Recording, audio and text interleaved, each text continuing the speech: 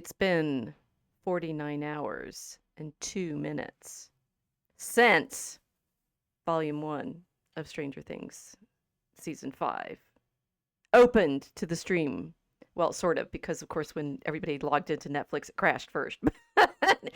In any case, you've had time to watch at least twice. I mean, if you haven't gotten it through it 3 times yet, we just can't help you. Therefore, if you're sitting here expecting us not to have spoilers in talking about Stranger Things Season 5, Volume 1, we can't help you. We are here tonight to consider what it is that we've all been waiting for. Of course, we've had our little break from the Mosaic Ark of simply waiting for the last month. But some of you have, of course, because you were Stranger Things fans from the very beginning, been waiting much longer for the drop of this conclusion to the great story. And we are here with some opening reflections tonight. The nostalgia will be, insofar as we can make it, nostalgic. The spoilers will be, sorry, that's your fault if you haven't watched it yet, and log off now if you haven't. I am back from a fairly exciting adventure on the Upside Down in the real world, so I'm hoping that my jet lag is over, and we're very happy to see you tonight. Welcome to the Mosaic Ark.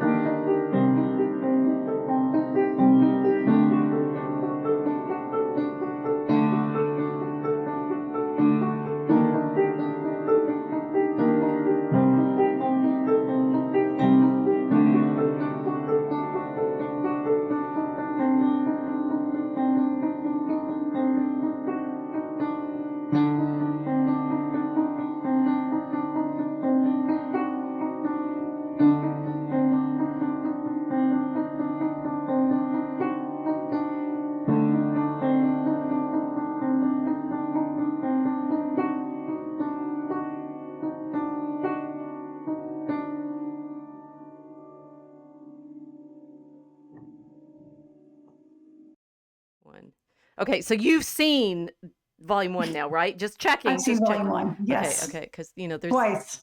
Twice? In less than 24 hours. Actually, no, just the last episode, yeah. That would have been much.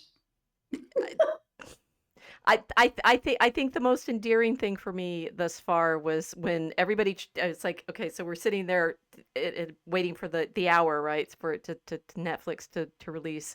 Oh yeah, and it crashes, and then I can't see that it crashes. I bless their hearts. I mean, they did try, right? The Duffers said that they upped their server, capacity by 30%. Just enough.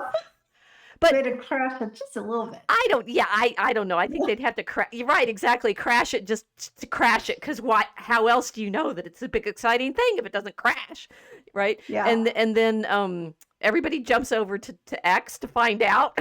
Like, oh, and that was indeed my first thought. Oh, wait, it's crashed. Everybody go to X and figure out what's going on. We're here in the internet. Trying all these different ones. So he's like, it's on Apple, and then I put it in Telegram. It's on Apple. You should get the Apple TV. Well, indeed. So as I said, you guys, you're not gonna hear tonight where I was probably, but I had terrible jet lag, and so when I started trying to watch Season 5, I only got through the first 2 episodes before the jet lag, bullowed me and I fell over.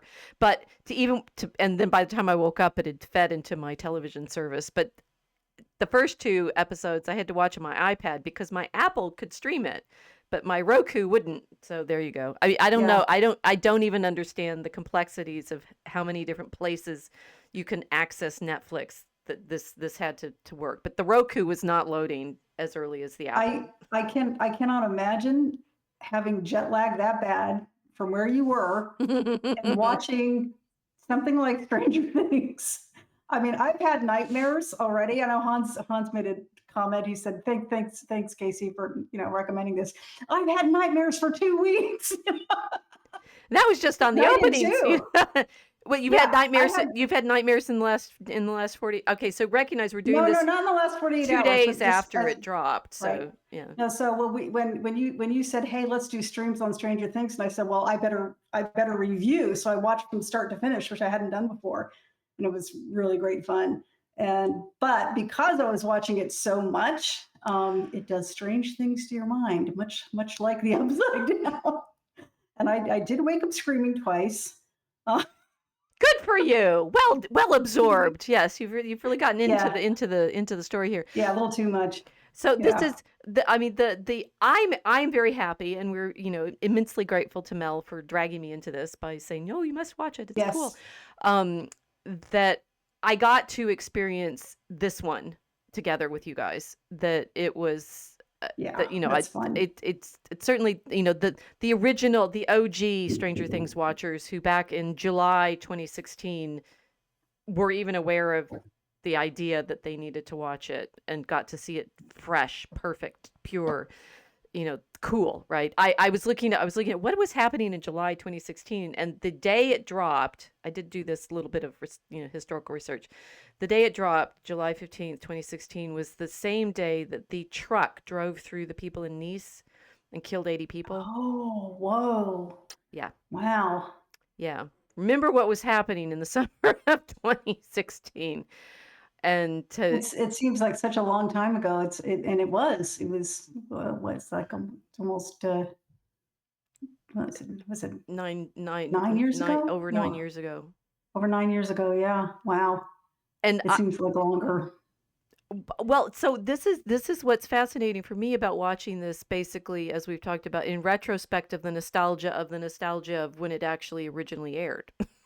Yeah. That there's the feeling of what we've been through in the last 9 years, which I don't care that the story is set in the 80s. It's about now.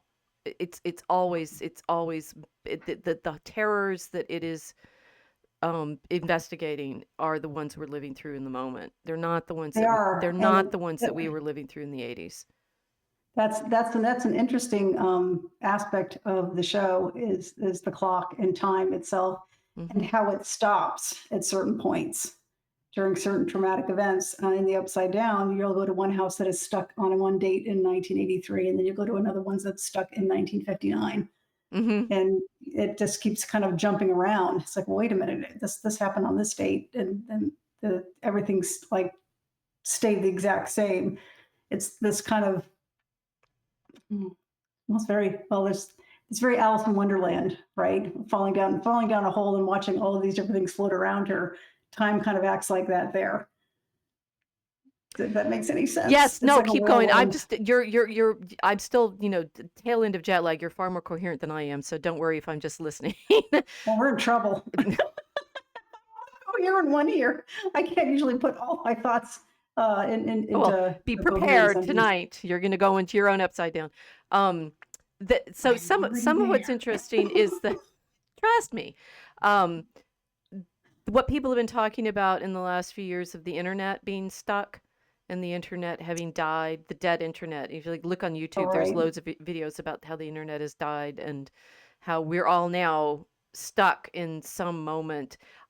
I think it's not so much. I mean, the AI thing is interesting, and I've read. This is a shout out to Copernicus on Substack. You did a really great article, Copernicus. It's very, very good, and we should talk about it in detail Hmm. sometime.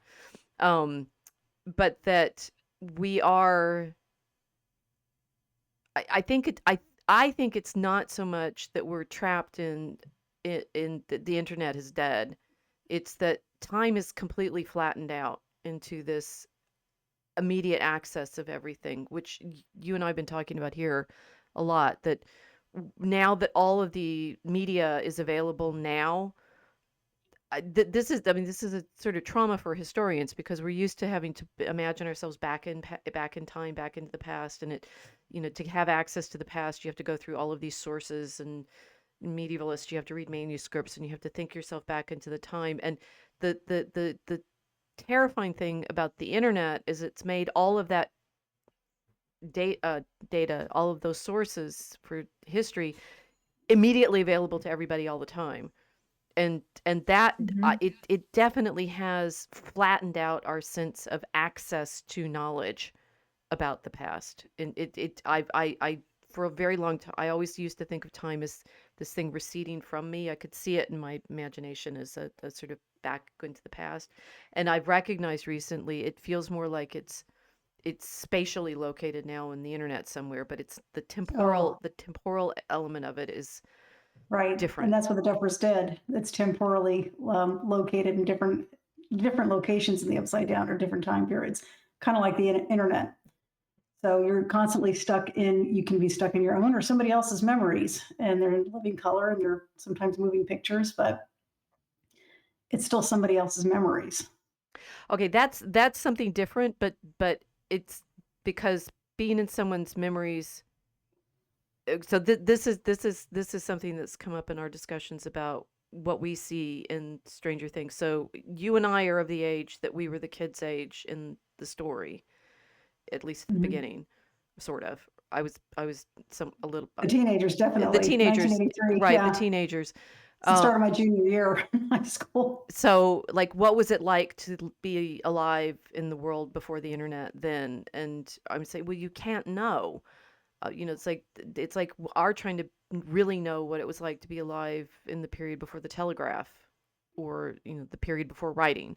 It we Mm. McLuhan would you know remind us we've been so shaped by the media environment that we're in that I this has been uppermost in my mind as I've been teaching this past quarter. The world has changed so much. I can't teach history the way I used to because it's not available to us in the same way, ironically, when we have so many more sources that we can all look at the same time and study it. It's like it's I can't do it the way I did in the 80s when you could only you had a lot of photocopies and printed books and no internet. I can't even imagine what it was like not being able to look something up on my phone if I needed to check a date. I still, honestly would rather have paper because it matches my own pace more easily. I can easily get lost, flipping through different digital sources of things and flipping through them very quickly and just skimming. Whereas in a book, you can skim a book, but I don't know. There's just something different about having a physical book in your hand. It's This hard. is It's hard to. this I'm not I'm It's hard not to describe. I'm not saying. I mean, I work with physical. You know how many books I have in my Hmm. home. It's ridiculous. It's like that, but there's again. It's we're talking in parallel. It's when I can, if I need to show my students something, and I'm reading. For example, I'm rereading Francis Bacon's New Atlantis right now again for the gazillionth time. And he's talking about the colleges of the 6 days because this is this Solomonic Research Institute thing in the 6 days. What would the 6 days be?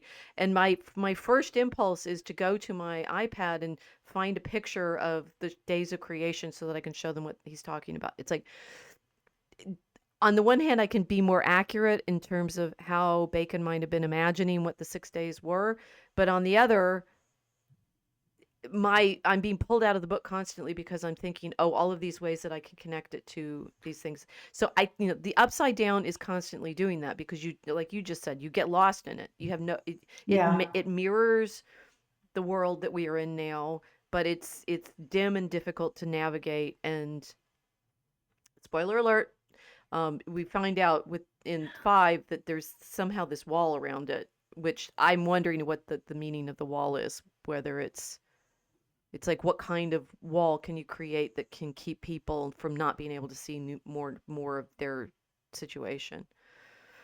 Hmm. Yeah. What else can keep things out or in? Which one is it doing? Right. Right. Oh, but so I should just say what the Copernicus article was about. It was understanding the way in which the AI slop is actually a problem that we recognize in Mouse Utopia. This was so genius that he put these two things together. And we've talked about the Mouse Utopia before because Owen was talking about it ages and ages ago. That the mice, when they were put in this completely artificial environment, basically stopped reproducing and all died. even though Mhm. they had all the food they needed, they were, not being eaten by cats, they were completely taken care of. They never reproduced to the level that they could fill up the space. Talking about walls, right? Mhm. And being hemmed Right. in. They never reproduced to the point where they could fill up the space. And they started having these pathologies of, you know, gr- weird grooming and it's odd sexual behaviors and things like that that didn't include making more mice. Um, Oh, strange. right, and what Copernicus suggested was these are both information problems that the AI that runs it on itself over and over and over again degrades human culture that doesn't interact with the real world degrades in the same way, and that tell you about pulling this into the Stranger Things problem, that is, in fact, what we've been experiencing with the increase of urbanization, that the people that live in cities, I mean, I think cities are very interesting artifacts, as we've talked about as well, but Mhm. the more you're in the artificial environment of the city, the more you are no longer in contact with, like, the touch grass thing that the Yeah. kids talk about.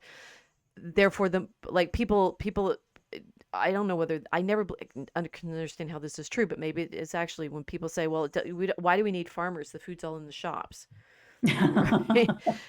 You have Oh gosh, yeah. you're no longer in reality at all.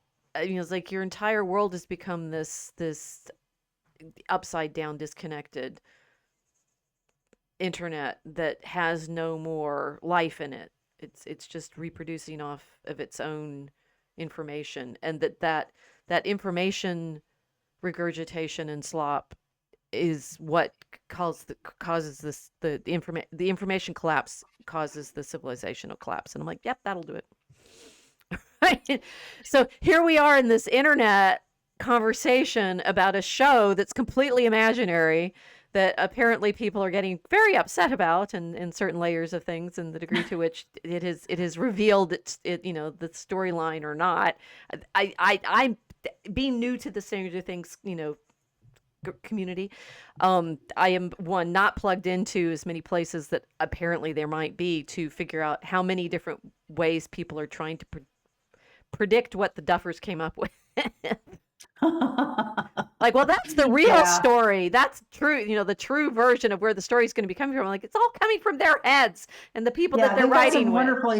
they've got some wonderfully fun misdirection going on. So it is, we were talking about this right before we went on, Mm. came on here, that, the internet's trying to, in the comments and in X, everybody who's communicating with the world on this is trying to predict what they're going to do. And it's fun to be wrong.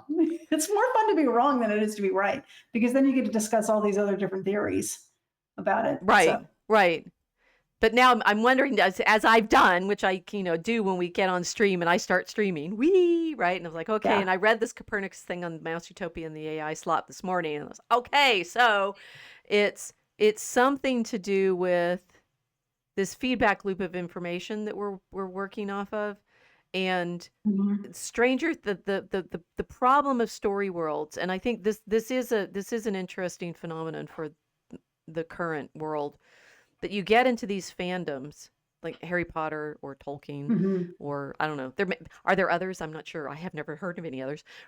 You're in these little bubbles of fandom that Yeah. suddenly everything can refer to. We all, now that if you watch Stranger Things, you know who all these characters are. And if you don't watch Stranger Things, as it sounds like John Abrisi doesn't, he says it's.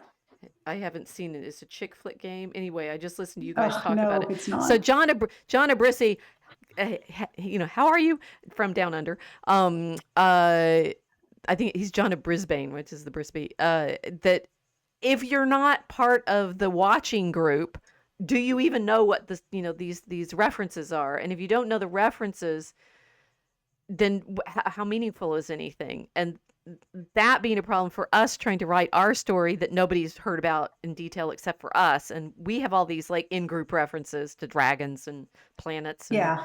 and such like that, and it's deeply meaningful if you know the story, and complete nonsense if you don't. Well, the fact that they wrote such a compelling story with compelling characters and character arcs and redemption arcs is just so hopeful to me, Mm. as a writer and as somebody who enjoys, reading and listening to and watching a good story. I'm glad they did it. I'm glad the Duffer Brothers made this. If you haven't seen it, it's not going to change your life. If you do see it, it's not going to change your life. But I do recommend watching it because just for the sheer enjoyment of a good story, which I haven't seen in such a very long time. This is a very good story. Define good story. Ooh, yeah, that's, when he said, "Is this a chick flick?" I'd say that's a bad story. A chick flick would be a bad story. This is not a chick flick. Hey, And I like this, Shopaholic. Sophie Kinsella's Shopaholics are quite sweet. Those are totally chicklet. okay.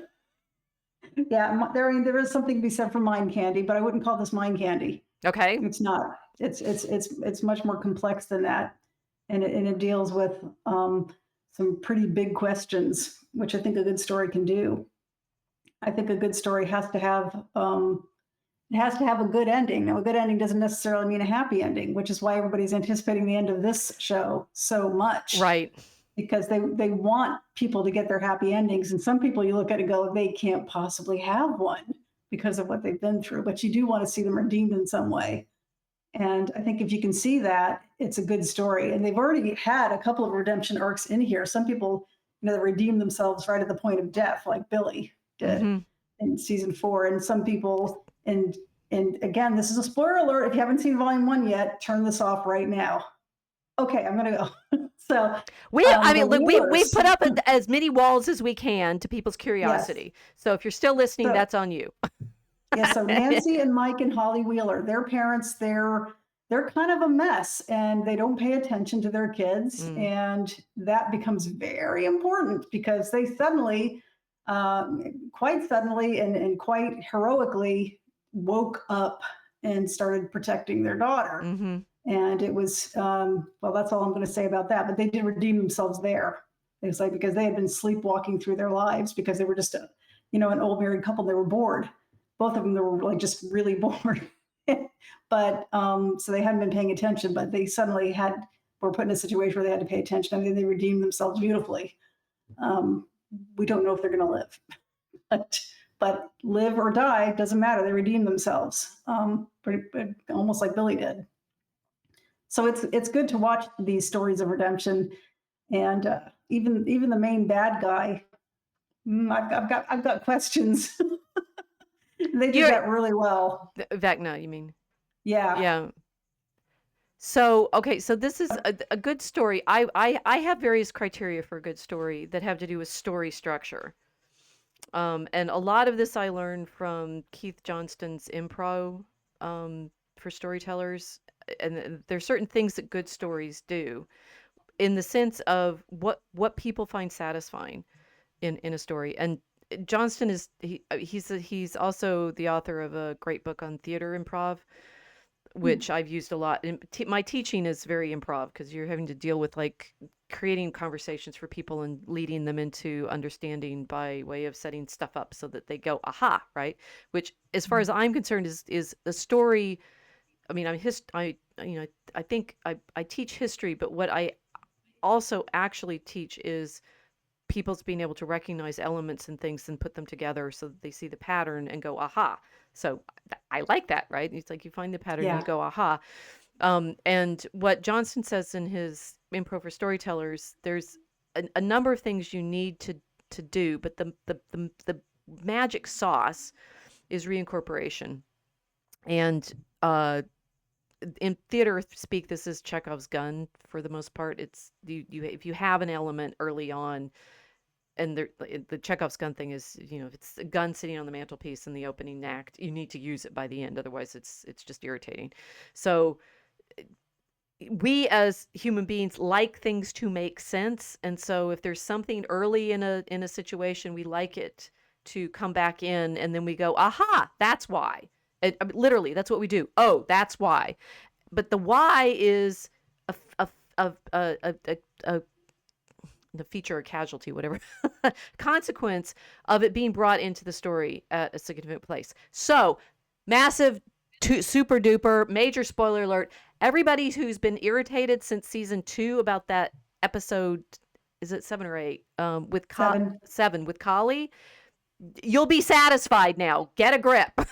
Was Because that season 2 or 3? I think that might have it's season. 2. It's 2. Okay. I've been rewatching. I've been watching them fresh and rewatching and stuff. Season 3 is the one with Billy in the mall, the Starcourt Mall, and Okay. season 4 is when part of it's in Albuquerque, which is pretending to be California.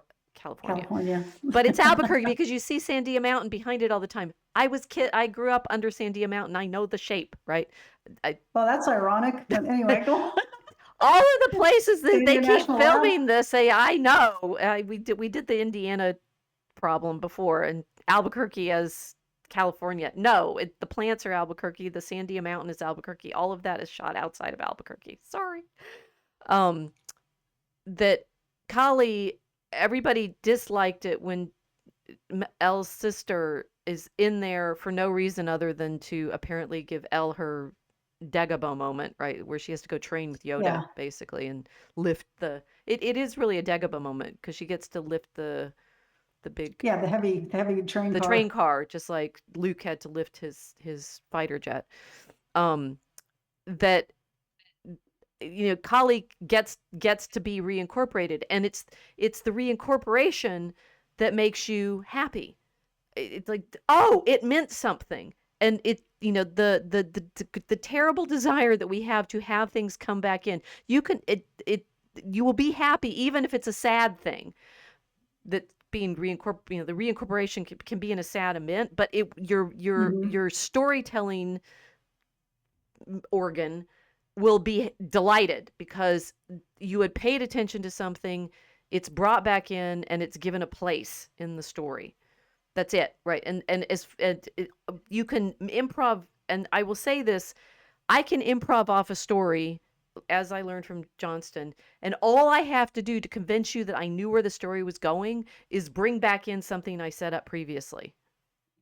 Whether I knew what it meant to begin with or not, I don't know, but I'll go along in the story and then realize, oh, okay, I can bring that element in, and you will be satisfied that that story has meaning.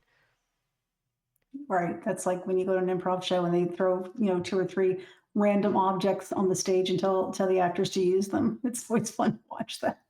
It's the same thing. You have to, if it's there, you have to use it. If it's there, you have to use it. But this is another layer. That's the Chekhov's gun as such, right? And then they are improving off of that. And there are other techniques that they use to trick you into thinking that they actually planned the story out in advance. They didn't. And I'd say the Duffers are playing some of those games because 9 years ago when they aired season 1, they did not know what was going to happen in season 5. I've read enough of some of the backstory stuff in the last few days that they're now releasing because the volume 1 has dropped, that they didn't know stuff that was going to happen in season 5 until they started writing it. So they couldn't have known in 2016, and yet things that they're bringing back in now, including, for example, that opening sequence now in season 5 that Jack Posobiec is so upset about. Yeah.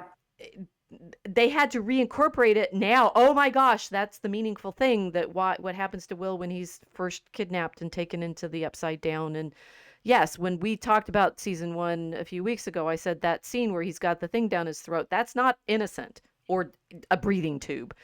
It was disturbing. It's disturbingly sexual, and it was that. And so, Jack, sorry, you didn't discover this just now. It's supposed to be disturbing. It is just as disturbing as you think it is, and it's reincorporated from season 1 in a way that satisfies all the things that they left hanging in season 1, but they did not know the answer to then. And if you decide that they meant it all along, all they've done is improved it in their writing process over the decade. That was a very fun surprise, seeing Kali behind the door. Everybody assumed it was Vecna. I was like, oh, they've captured him. Okay. Right. But what they're doing is looking, they're as good writers, they're looking back over what they've written and saying, that's an element we can reuse. That's something we need to answer and bring back in. And so what we're hoping is they're going to do both of these things. They're going to bring in the things that were left mysterious to intrigue us at the outset. Like the stuff with like how Will survived never made any sense to me in season 1, and why they end up finding him in the library stuffed in a wall. Who knows, right? I didn't get it. It's dumb. So they It's Maybe interesting it's a library, isn't it, though? I don't know. It's like No, I think that's significant. I think it's all. I mean, I think that, but Yeah. you and I both know that in our writing sometimes, I have a plan for where we're going. We'll put something in that fits with the plan with where we're going. It will come back to us later as, oh, now we need to reincorporate that.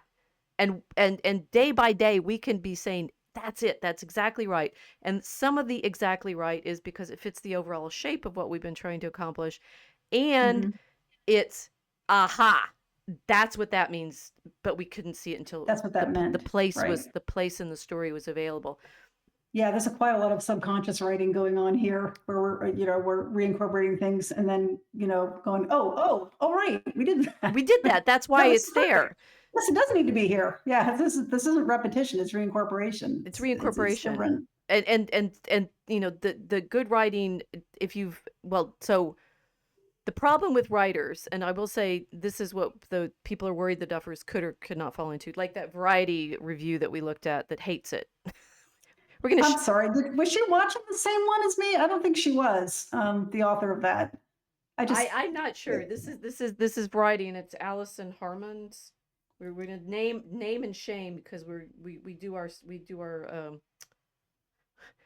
we do footnotes. And which I can't find because I can't get into Credit where credit is due. credit for what. Here we go. This movie is not about pure nostalgia. She's incorrect. Right. It's Allison Herman for Variety. Stranger Things shows its age in a final season that it's outgrown its core appeal. Okay. Some of what it's the problem that writers of mystery novels often fall into. You write a series with a particular character in it, and you have to stay true to the structure that you were originally working from, but introduce sort of new situations stuff. And the example that I'm thinking of is this series that I liked, the Midnight Louis series that were set in Las Vegas. That what this poor woman who's writing it, Carol Nelson Douglas, thought she would not go crazy on. She decided to write 26 novels. Do it. It's an alphabet series, right? So that each Nice. they go in order, and you can tell because the letter is in the name, in the title. Cat in a blue nightgown or something like that. They go through.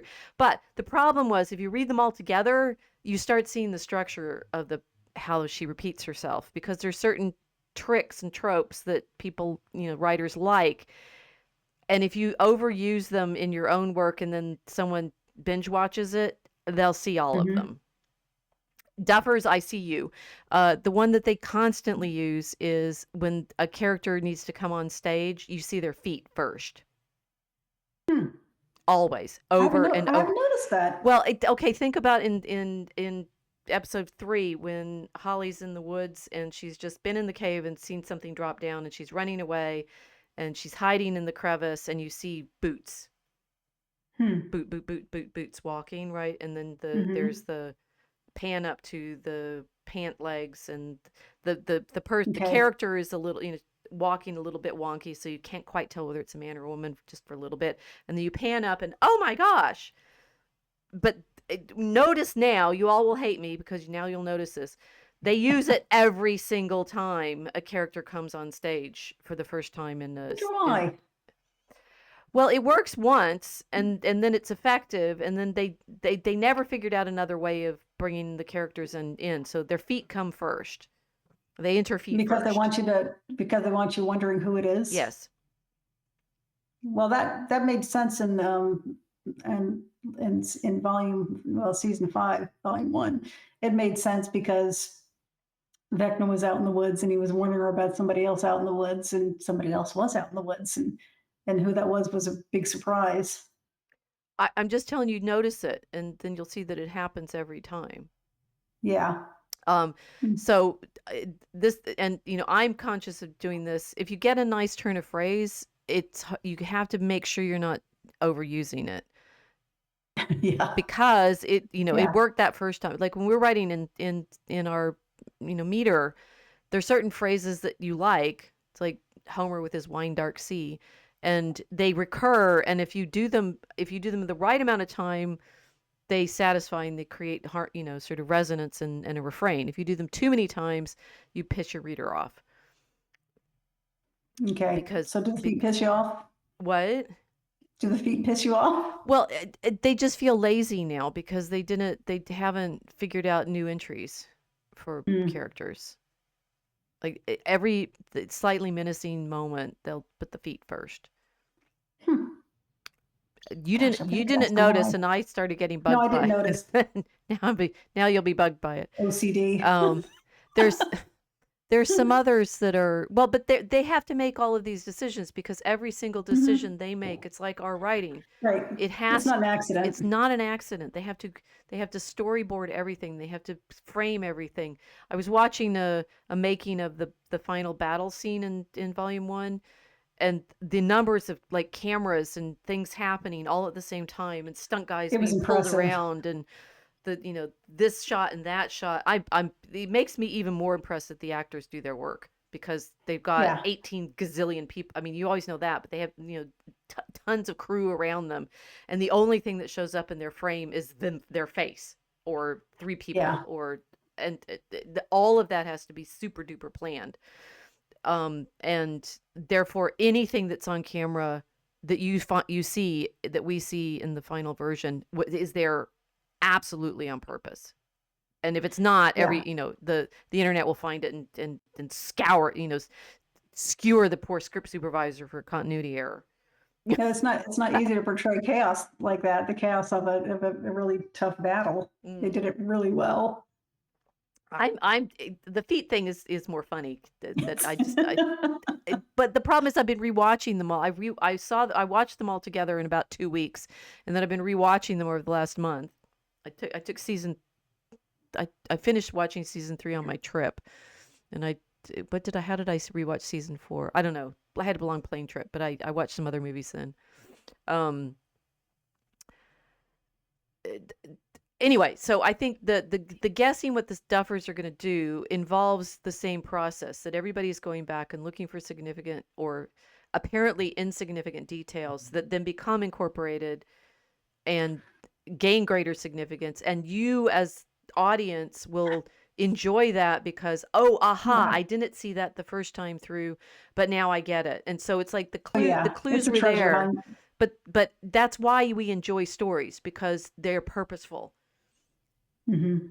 But you can make them seem purposeful by reincorporating the stuff that you dropped in early on. And given the way that this story's been written over a decade, you're finding things that get reincorporated, and they're finding new significance in things that they maybe hadn't thought of it previously. So I think Kali is a similar sort of thing. They weren't really sure what they were going to do with her, and then realized that she was like a golden opportunity to bring back in. Yeah. And it worked. Right. There was something else that I want to go through the things that you wanted to highlight, but there was one other thought that I had. The storytelling, the reincorporation. And look at the chat and see what they're talking about. Yeah, John is saying the problem with repeating things. How many sentences in a row can you start with the same word? Well, anaphora is a great device if you're using it on purpose, and I default to it. That's one of my ticks. I default to anaphora when I'm getting to the high point of something. You start the sentence with the same word over and over and over again, and it's if you use it purposely as a rhetorical device, it's a nice climax. If you use it too many times, all of these things are appropriate in the right doses, like salt. Trying to say, I've watched Poirot about 5 times and see new things each time. Yeah, this David Suchet Poirots are really good. Vecna's squishy feet. See, now you guys are going to notice the feet. It's all there. What does Casey? Oh, this is Gnarly Bird. Mel asking, what does Casey think the library means? I don't know. But we've discussed a lot just amongst the 3 of us when we were writing and when we were preparing for the show. How the vines are all connected to Vecna, and Vecna's vines are connected to the entire Upside Down, and it's very much like the internet. Mm-hmm. And the internet is, it's constant information. And in fact, when he hooks people up to it, they get hooked up with these vines, and then he can be in their memories. He can be in their minds, and he can see everything that they see, even when they're disconnected from it.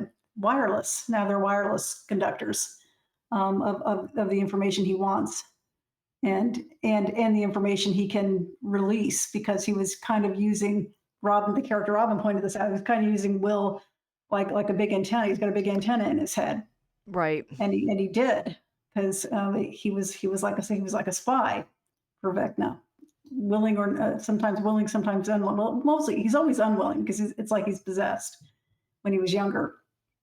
But this volume one is him realizing that he doesn't have to let it control him. He can actually do a bit of the controlling himself. So now the information is going both ways. So the fact that these victims are at a library that's starting to resemble, the interior tangled mass of an internet, I thought was probably a purposeful choice. It wasn't that was just the biggest building in a small town. I think it's important that it was a library, that it was an information exchange. Nice. So the Duffers have said that Netflix made them write a treatment at the outset of what the Upside Down is. And Oh, yes, and they've said that it will be revealed. It has not yet been revealed in volume 1, so we still have to wait. So this is our, Casey's prediction on exactly what the internet, the Upside Down means. I think it's just too obviously the internet, which did not exist in the fashion that we encounter it now in the 80s. It no, it was existed, real basic. I did use yeah, it. It was basic. right. It So, it was green lines on a black screen. That was it. well, that's where there are our computer interfaces were. But Hmm. even the existence of the internet, it's been around. Oh, maybe it started in 1959. Maybe that's why that's a good date. Like maybe the That's date. impossible. Al Gore wasn't old enough yet. I'm old. Does anybody get that? Maybe the dates are actually internet dates. That would be fun, right? Mm. Okay. So it is, and what Vecna is doing is obviously he's connecting the people up to himself, and that Yeah. Jack Posobiec, if you're watching, which we know you're not, because we're not connected enough for you to be paying attention to us, that it looks like a child being abused and groomed. Consider that it's Yeah. the monster doing Yeah. that. Right. This is exactly it. This is, and he wants children because he said they're easily broken. Right. They're weak and they're easily broken. So yeah, it's disgusting. It's supposed to be. This is demonic. He even looks like a big demon. Uh, They couldn't tee this up any higher for you to get that this is evil. This So is what the evil looks evils like. of the internet. Don't let your children online. Mm-mm. Seems to have been That effective. too. Yeah. Because you will now understand how horrifying it is, because people will get in your children's memories and lie to them. Gee, Yep. right? Right now I It's feel like child grooming. I'm completely converted to one I had started to appreciate with my studies of Beowulf recently, and less recently reading Michael Jones's Monsters from the Id, that horror is dealing with the things that we haven't been able to say out loud, which Oh, certainly the children have not been able to say out loud what they've been suffering. So all no. credit to the Duffers, consciously or unconsciously, whatever they're up to, showing the horrors of this kind of absorption into an adult fantasy. It's not an accident. And the last picture I have of Henry Creel illustrates that beautifully. They did this beautifully. Okay, let's go through some things that you noticed. So I will be telling you what you're looking at, and you tell us what we see. So here Okay. are Steve and Robin, and Rockin' Robin's Robin. rocking out, and Robin's on the mic. Yeah. Robin's on the mic and she's introducing, and they're in Hawkins, which has been taken over in a military lockdown. They're in lockdown. And she's given messages out to the people that she knows, because they're all still trying to find Vecna. still trying to find him and kill him, because they didn't kill him. They didn't kill him dead. He's only mostly dead, and they're trying to find him. And she's trying to give messages of compliance with the authorities that have taken over Hawkins, while giving secret messages out to her friends, that are helping her. They're all helping each other. Mhm. So that was interesting. They're living under a military state. They're in a military dictatorship now for their protection. Further protection. Yeah, so that I mean that they had to, well, they started writing this in 2022, so it was, the lockdown was starting to mitigate a bit, I guess. But then they ended up with the writer's strike, so they had another layer of difficulty of being able Yeah. to be in production. They didn't start writing this in 2022. I'm sure they got the ideas beforehand. Maybe they started putting it on a page in 2022. Okay, well, we were just talking It about was how they obvious. did not plot out this entire series in 2016. They Not the entire series. No. No, and they've been incorporating things as we go along. It will be interesting to find out what was in their original treatment in 2016 about what the Upside Down was versus what they've learned in the process of writing it. But the feeling that the radio station is the place where they both, you said she's giving out messages of don't misbehave while subverting Right. it, which is Right. we are all familiar with having, how do you be on social media during the lockdown? Well, Yeah. Saying in Minecraft doesn't work. I'm not guessing. But we it's like that. tried. Robin was much more subtle. Yeah, she's Yes. a wonderful character. Well, this is where Herman's variety thing seems to miss the mark completely. That we have the one saying that the cast grew up, which interestingly the characters like the teenager characters like Steve and Robin and Nancy and Jonathan, they don't look that much older. It's a lot of the difference between 12 and 21 versus the difference between It's 17 enormous. and 27, or 17 and 26 or Yeah. something. You change a lot more in those early teen years than you do in the You do. in the later time. That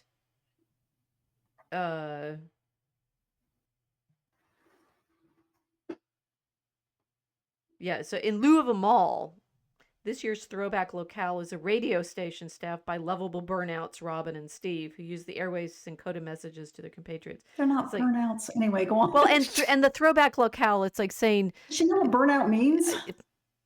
well, Anyway. I'm an 80s chick. It means they're constantly smoking pot. Jonathan's the burnout, not these two. Anyway, go on. But it's the tone deafness to why it needed to be a mall and why it needed to be a radio station. What you've just said, it's like they're the media problem of getting the messages out and under lockdown and under constraint. I mean, that's going to be our internet problem of how do we communicate in this situation where your social media will be crashed and tagged and bleated out if you say something wrong. We know what this feels like in our own experience now. We speak in code constantly, even here, because you don't want to make the YouTube algorithm pay too much attention to you. Yeah. So that she can't get the. It's not allegory. It's the way in which their use of the media that they have is pointing to our sense of inhabiting the media that we're in. And the Duffers are constantly doing this so beautifully. So you also had Here the Kids Are with their ham radio back in season 1. Right. So Robin and Steve, on the radio is a nice reincorporation of that medium that the kids were using throughout. They're talking each on walkie-talkies and on CBs, and they love science. Their science teacher is their favorite teacher, and it's just a mutual admiration society between them and the kids, which is really sweet because they showed a teacher who was a good teacher and who encouraged them. And I like to see good depictions of adults like that. But yeah, the technology was a great reincorporation there. So I just put that in there as a reminder of season 1, where you first see the kids playing around with these things. Well, it's also a reminder that the series has always been hyper media aware. That Yeah. I mean, what your breakdown of why the library matters so much. Hmm. I mean, so Gnarly Bird Mel is saying the basketball shoes, Linda Hamilton's boots, Elle's Converse, one sock up, one sock down. See, you start realizing you see shoes, She did see it. you You see guys noticed that I shoes a didn't. lot. You also see media Yeah. a lot, so that this is Yeah. about Media is a constant. the series is I mean, the Stranger Things in the Upside Down is constantly our being on the internet, which, given that it was a stream, this is a Netflix streamed show that we all crashed 2 days ago because we all wanted to be on it in the same. Right. It's. I mean, the horror of being in the media is its constant beautiful theme. It's magnificent, and that these aren't just props. They're clues to the mythology that we're participating in. I just thought also Jonathan's camera is pretty prominent in season one too. Yep. So it's the recordings. You're recording images, you're recording voices, and you're hearing recorded voices or duplicated voices using the machines. It's all about memory because your memory does the same thing, and memory becomes very prominent by season five. It's extremely important. Yes. And even the things like the telephones and I mean, and the the tracking the monsters with the electricity. McLuhan would be so happy. Yeah, yeah. That the electric lights are giving messages out. It's like the presence of the monster because of the way the lights are behaving. It's all wonderfully and constantly Mhm, present. mhm. Here we have the Jonathan and Steve on the top of the radio tower. Have you Yeah, they were in front of a blue screen. I just is now I that can't unsee it. It's it's not a real written. Yeah, they built it. They built it. so they're not actually up. They No, didn't actually race each other climbing to the top of a. I mean, it would be like Rocky Horror RKO radio tower, and they'd have to fall down and crash, and they die from falling in the pool. right. Well, yeah. Jonathan's wearing a T-shirt that says "The Fall" too. So was that another mystery? I don't know. Well, they're only missed. So this Maybe a is mild what's one. okay. One, it has been interesting to me to learn the Duffers were not D&D players. They were Magic the Gathering players, which is a different game. But Sorry. they I don't. I don't play either. But okay, yeah. It's the same. It's a TTRPG, right? no, Yeah. Magic the Gathering is cards. It's not. It's a different kind of game from Dungeons and Dragons. But you play it face to face. It's not a video game, and it's an imagination game, right? It is indeed one that you play face to face. There are clubs that you can go to play, and people collect. It's a card game, so you collect the cards. So Okay. Dungeons and Dragons is uh like you don't need those figurines to play it. People No, you just don't. like it.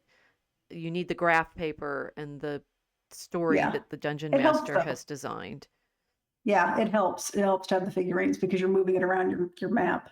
Right. So it's a lot of Yeah. and that Stranger Things they promise the Duffers have promised it's not going to be a reveal that it's all been a big game.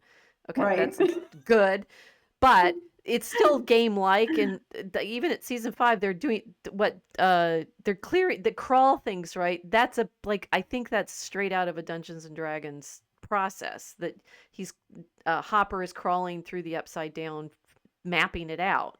That's what you do Hmm. in a dungeon, I think, right? I'm even less of a Dungeons and Dragons player than Duffers, but so they're mapping things out. Um, I forgot what I was going with this. Magic is it's cards, and you have to collect the cards by buying sets of them and having certain good cards come up. Maybe you have to trade for them because they don't print so many of them and they don't sell so many out. It's more like it's a collector, it's card collecting game that you then play uh strategically with your decks.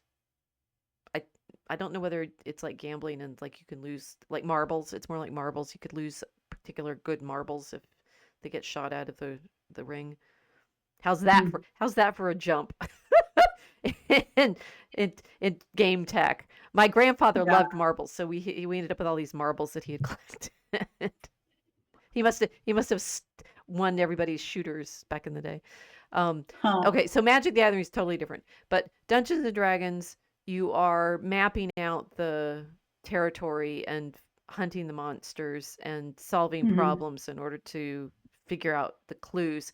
And I think, the game that this is what I was thinking, that people watching the series enjoying looking for the clues, you are encouraged in Dungeons and Dragons to do the same thing. That the dungeon master will describe to you where you are. Like we had Alexander Macrease describing his system for us, and that Hmm. the good dungeon master creates this imaginary world for you through his narration, and you then have to ask him to give you more information, like, well, okay, I look at such and such, or I open such and such, or whatever. There's code. There's like not coded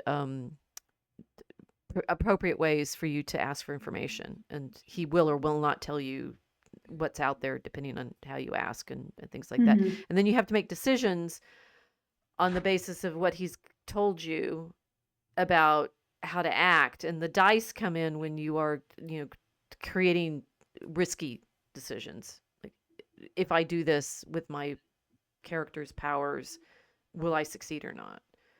So I feel like Stranger Things has played that game throughout, that you're given information that, if you notice, may or may not be significant to your ability to solve the dungeon. Makes sense. Which is probably why most people are trying to take a guess, because it does feel like you're kind of part of the story, since it can in many different directions. Yes, I mean, in the sense that they're playing along with the Duffers to figure out what's going on, it's totally part of the game.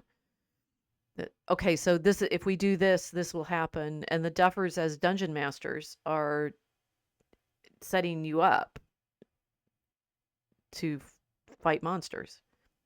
It's you as the audience want to figure, and these are another of the big tropes that they use constantly, is some meticulously crafted set that they've managed to make look absolutely nostalgic will be tossed around by the characters in order to clear it out so they can do something else cool. I mean, they rearrange the furniture in this series more than anything, and even in this one, when they're having to gear up to chase the monster through the tracking device that they've shot into it. Spoiler alert. Steve is first trying to clear out the van that they've been using, but Dustin said, no, that's going to be too slow. We can't chase monsters with that. We have to use your BMW. We'll stick the antenna on that. That just Steve, in order to do that, Steve has to, of course, be making a pile of stuff that he's throwing out the door of the van first. You've seen that. Yeah, he was throwing out all this, it looked like expensive equipment they needed. He was just tossing it out. Right, but you've seen the Like, what are you characters do that doing? over and over and over again. Here, we're gonna lay out the map of Will in season 2 is drawing all the tunnels, and they have to scoot all the furniture out of the way in Joyce's house to put the pictures on the floor. Yeah. They move, or in episode 3, volume 1 right now, to set the trap for the monster, they have to rearrange the furniture in the Turnbow's house. Yes. Right. Season 5, not 3, but yeah. Yeah. And then cut a Episode big 3, hole in the season 5. floor. Yeah. Yeah. Right. So you are here we have this problem, here we have this equipment, here's Murray showing up with the stuff that we need this time, and we'll rig it together to trap the monster. I'm Yeah, guessing he's that very handy. I'm guessing this is a feature of dungeons, that you have to, okay, what do we have? How do we decide how Oh, to, true. Yeah. Yeah. right? How do What you tools do you have to what tools use? do you have? What do we have? Okay, and that's why Dustin is always like deriding Steve for not preparing. Like, Yes. why do I have to explain everything to you? Of course, your backpack carries, batteries and a flashlight and food and so forth. This is the practice of being in those dungeons. Hmm. So the DM is always the devil. Robert Montgomery's suggesting. Um, Don't think so. the DM is the situation for you. He's not actually trying to kill you. but you will die if you make bad decisions. Right. One That's why there's an element of chance with the dice too. Right. And the worst decision you can make, as the one time I played Dungeons and Dragons, I found out, is not to work together as a party. It's a highly cooperative game, which is the point of the Hobbit-like boys in the story. It's like the four of them from the Shire. You have to work Right. together, otherwise you're all going to die. Mhm. Just like the Fellowship in Lord of the Rings. Yeah, it is. Or the Four Musketeers. So Robert, you say, what is the dungeon? It's a play area. It's a I mean, I think usually the early stories must have been you have to go underground. So the underground upside down is a dungeon reference, but the dungeons in Dungeons and Dragons are simply the space. And I Yeah. think that the story will go through, depending on how the dungeon masters crafted the adventure. It can go through a lot of different kinds of spaces. Is this correct? I mean, you can be outside in landscapes, you Yes. can be No, inside in yeah, you can be, castles. It's yeah, you can be anywhere. But yeah, I think the earlier games were based on like Lord of the Rings. So they had a lot of kind of fantastical creatures and castles, which always have dungeons. And so if you're trying to escape some kind of danger, that's you're trying to escape a danger and prevent a danger in a lot of the campaigns okay. that I've seen. So yeah, so the earlier ones were based on old like European mythology type stories. So that's why I think it got that name. I feel like we're on the precipice of talking about the satanic panic Well, over these games now because of Jack its name. Posobiec is having a Yeah. satanic panic over the opening scene, Well, saying he's it's not wrong in what it is, but he is wrong in telling people stay away from this. It's like, yeah, it's not young child appropriate. None of the show is. It's too scary. But for adults to see this, like, yeah, this bad things are out there and happen to kids. Let's stop that from happening, which is what the character's trying to do. yes, they're So trying to that's save their the kids adventures. from this Yeah, they're trying to grooming save the kids. monster. Yeah, It's this grooming monster that's being helped by the government using them as bait. So that was an interesting story aspect for volume one in season the 5. layers are intense. The dungeon is the real situation. It's the problem of the story. So in the Lord of the Rings, the dungeon is Middle Earth. And they have to Yeah. make they have to get across Middle Earth to solve the problem and kill the monster. It's Nancy's means lamb. Nancy Wheeler is the messenger. Michael Wheeler is named after the archangel. So yes, I think Yeah, I believe so. they've named all the characters very carefully too, which Mhm. is interesting. Okay, so here's Interesting to me that this I've never thought about this before, but William and Billy William. hmm There's two Williams here, and they're both controlled by the mind flayer at certain points. I think free will is the problem. Yeah. It's I perfectly again it's delightful. One, I as medievalist am perfectly willing to go high allegory here, and it's all Piers Plowman, and it's all about the problem of free will and salvation. Mm. It- Attributing that level of knowledge to the Duffers, maybe, I don't know. They they're good. Why not? Well, they're good medievalists at Duke, but I don't think they went to school there, so I'm not sure that they're from Durham, but they didn't go to Duke. That I'm not sure it's at the level of Star Wars being based on Fairy Queen, which we're sure it was. But there's a degree to which the great stories have these structures, and one is about the soul. So I think Will and Billy their will. Can he exercise choice, and Yeah. that is his trial. Mhm. This is a great standard story problem. I mean, it's clearly, if it's based on Dungeons and Dragons, it has to be based on Tolkien, and Tolkien, of course, is his entire story is about sin and the misused free will. So there you go. Yeah, correct. Yes, All about the fall. all about the fall. Okay, which they don't fall off this platform because they can't, because apparently it's a set. Well, that's And too that would be a bad. very ignominious end to either one of them. That would just be awful. If you're gonna have a death, have a good death. They don't fall off Not I tripped, the not I tripped tower. and That fell. yeah, I don't know. Okay, well, I get terrible vertigo, so this scene by itself was difficult for me to watch, even though they don't fall off. No spoiler there. Okay, here's the boys. No longer boys; they're young men. Although they have to be, Yeah. they're indeterminate high school students in this plot, which we've left completely vague because as everyone's complaining, they grew up while they were filming this. I think that the Duffers have I see no actually. problem. You don't see the problem, or you do? I see no problem with that. I No. think they've grown up, and as the cast is talking about in the interviews they've done, saying now they get to take care of the younger kids, which apparently Exactly. Herman finds this a problem. Oh, they had to introduce some kids of the original age of the younger ones. Like, yes, kids at the 11 and 12 crisis are the ones that need Right. protecting. Because they're not that far off it themselves, and they said, "Oh, we know what's going on, and we're going to stop it." Right. That's a wonderful message.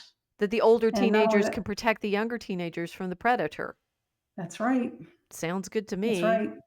Yeah, it was very good because the parents were asleep until now. They were all asleep and they didn't know what was going on, but the kids did. And I think Mel brought this up when we were discussing it yesterday. And she said it was nice that that Mike and Nancy finally admitted they should have told their parents much earlier than they did. That they didn't do that. That they were keeping it from them. And it was never clear why they were keeping it from them to protect them or anything. They just were. But they said that was a mistake. And then Joyce said, yeah, it was a mistake not to check on who doesn't check on their 11-year-old son. You know, It was her mistake that yeah, she it was didn't her check. mistake. Yeah. So yeah, there were mistakes all around, but you know, everybody's at this point now, including the older children, right, the young adults now said we have to do something about this because we can't. I can't leave her there. I cannot leave Holly there. That's what Will said to his mother. I'm not going to do it. Because I've been there. I know. Yep. Yes, I know what that's like. I can understand why Mike and Nancy didn't tell their parents. That was not. Whether it's a good thing or a bad thing, they didn't tell them. I can understand why they didn't. But was it clear in the story? Because it wasn't clear to me, unless I probably missed something. Well, their dad is. I mean, he's bordering on a Homer Simpson character, which I find difficult generally. He's not. He's sort of there for comic relief, and the dad. The Mr. Wheeler is an interesting problem because the setup is he's clueless. But of course, in season 3, when Karen does not go to have the fling with Billy, that's a virtuous choice for sure because it was her. All he does is fall asleep on his lazy boy, and she sees him asleep with Holly on his lap and says, "No, I can't go do this thing." Even though she spends all of her time in this season, she has to fight to defend Holly when she's been setting herself for another her bubble baths. She's brilliant. So she's still having her fantasies and reading her romance novels in her bubble baths, but at this point she has to fight a monster. Elle said she hurt him with her wine. Yes. Indefinite, exactly how. Okay, one thing I'm not clear about is how many damage points these Demogorgons can take before they die. The only one that's been satisfyingly killed is at the end of season 4 when Hopper gets to slice him up with his Conan sword. That was a fun moment. Yeah, that was. and that well played, Harbor. That was a real. I hope he did that at his stunt himself because he really, whoever was doing the sword play had a nice stroke there. I approve.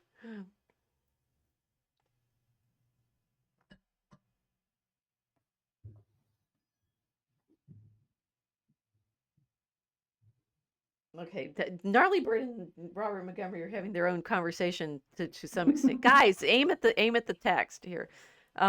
So here's Holly talking to Henry, who we don't fully see yet because we just see his hand. Right. She's talking to Mr. Whatsit. She called him her imaginary friend. Well, I think he's been telling this. Okay, this is left a little undetermined. She calls him Mr. Whatsit because she's been reading the book that you get that name from, Mrs. Right. Whatsit. But all of the kids apparently are calling him Mr. Whatsit. So is he calling? But then he tells them that his name is Henry. So how do they all? How do they all know to call him Mr. Whatsit? I'm a little confused now. I think he's introduced himself as Mr. Whatsit. Henry Whatsit? No. Yeah. I think he's introduced to the children as Mr. Whatsit because they're all calling him Mr. Whatsit. They are all calling him Mr. Right. Whatsit, but I think this may be a trip. We may have found a flaw, a Tesseract. Wait, what's going on here? No, the way he's dressed, he would introduce himself by his formal name because he's acting as if it's 1959. Well, but why wouldn't he just call himself Mr. Creel to them then? Because the name is very well known in Hawkins, and he doesn't want anybody to know who he is. Okay, I'm wondering whether Holly's It's reading infamous. A Wrinkle in Time, which is what this is referencing, is okay. The Wrinkle in Time thing is obviously the big buried, not so buried, but totally obvious. Right. Big reveal clue that they are or aren't going to use to solve their huge problem of story. Oh, I think they're going to use it, and you'll see why in a minute. Well, that was really hard for me getting that picture too. By the way, I couldn't do a screenshot of it. Oh, okay. So here guys. So this is Holly and the other kids. There's the new layer of kids that are still in danger. This being a good story. The situation saying there's always kids of this age, and you constantly have to. The preteen moment is well, I can't believe that Lolita is considered great literature. Oh no, I never read it, and I don't want to. It's gross. I mean, it's.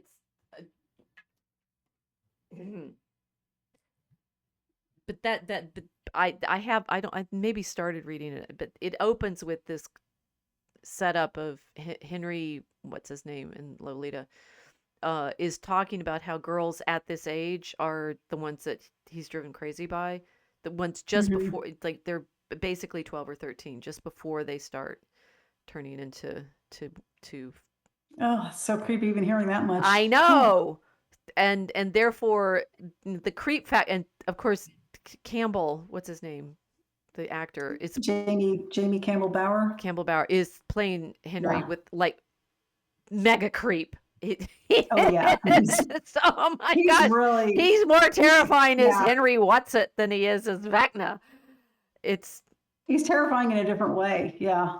Yeah, right. I find him far more terrifying in this Mr. Whatsit character than I mean, even too realistic for the creeps. Even Vecna. Vecna is like, okay, he's a monster and he's got tentacles and stuff like this. This Henry guy is super duper creepy. Yeah, didn't Holly's mother ever tell her not to talk to strangers? Oh, but he's such a nice man. He's such a nice man. He's a nice man. Okay, so how many times did this kind of thing happen to you growing up? Talking about the 70s and 80s when we didn't have the internet. All the time. It's not something I really want to talk about. So it's a real thing. Well, it's a real thing. I had one time that we were in Albuquerque, and because it was the year I was in second, third grade, because I got put up that year, so second, third is the same year, and my friend and I were walking home from school, and this guy in this red convertible drove up next to us and said, "Hi, girls, you want to ride?" Like literally. We had no idea who he was. She didn't know who he was. Not a friend of her family, not a friend of mine. And we, screamed and ran. So I have no idea. But I to this day, I'm like, that was the weirdest thing. Like who talks to strangers who just drive up and say, "Here, have some candy, kid." Yeah. Yeah. Unfortunately, enough that they keep trying it, right? Mm-hmm. Yeah, I had two friends that narrowly escaped being dragged into a car. Wow. 2 different times. Yeah. Well, and now that it happens on the internet, in similar ways, but it's not quite so obvious as they drive up in a red convertible. Let's say, you want to ride? Yeah. And of course, yeah, we were like within steps of our own houses. Although what was funny in that I ran to my home and she ran to hers, so we split and ran to different buildings. But that feeling of like how would you end up talking to a person like this, and that everyone's worried that happens constantly on the internet. Yeah. Right. And look at that. It's just a very small barrier between Holly and Mr. Watson and Henry right there. Just a small little chain link fence. Mm-hmm. You can't pass over it. So he's perfectly safe. He keeps his distance. He just waves. He just wants to talk. He just wants to be nice. Like, he's the smart one. He doesn't drive up in a red convertible and say, "Hey, you want to get in?" He talks to them from a distance and waves, and then he sees them every day, and he waves a little more, and then eventually he says hello, and that's how it starts. He's gaining her trust. Mm-hmm. And I'm going to protect you from the monsters. I'm Mm-hmm. the only one that's taking care of you. I'm the only one protecting you Right. from the monsters. Yeah, and I need to protect the other kids too. So we need to bring them here. Mm-hmm. It's a repeat of the National Laboratory that the other kids were taken to. Right. She's reading A Wrinkle in Time. Yeah. That's our next picture. She's reading A Wrinkle in Time. What do we talk about for reading A Wrinkle in Time? What's the significance of including? Well, the theory in my house is that she's Meg in A Wrinkle in Time, and that she's important for saving somebody else who's stuck in there, stuck in Henry's mind. I'm sorry, you can do spoiler alert. You don't know spoiler alerts on Wrinkle in Time. It's been out way too long. Yeah. Tell the story. Right. Meg travels. There's also that Whoopi Goldberg movie about it. Right? I didn't watch that one. It's terrible. Just god awful. So Meg's father is a scientist, and he's working on a device that helps people travel huge distances across space, called a Tesseract, without spending any time doing it. And he gets he travels through it and gets stuck there. He gets stuck at I think he gets stuck at a Camazotz. Is that what it was? They mentioned it in the show. But anyway, on another planet. And she goes through with Tesseract with her brother to bring him back, to save him. And she has these adventures while she's trying to save her father. So she basically goes through this device and to extract him, to bring him home. So that's the basic story of A Wrinkle in Time. A lot of physics in it, I think. So the Mrs. Whatsit, there's a few characters which, I mean, the movie version of it made them seem kind of creepy because it's these Mrs. Whatsit, and there's a couple others, right? They're sort of witches. They're kind of witches. There's Mrs. Whatsit, Mrs. Who, and Mrs. Witch. Okay. And they claim to be able to help her, which they do. I mean, in the book, they do help her, but I was confessing, I do not like this book anymore.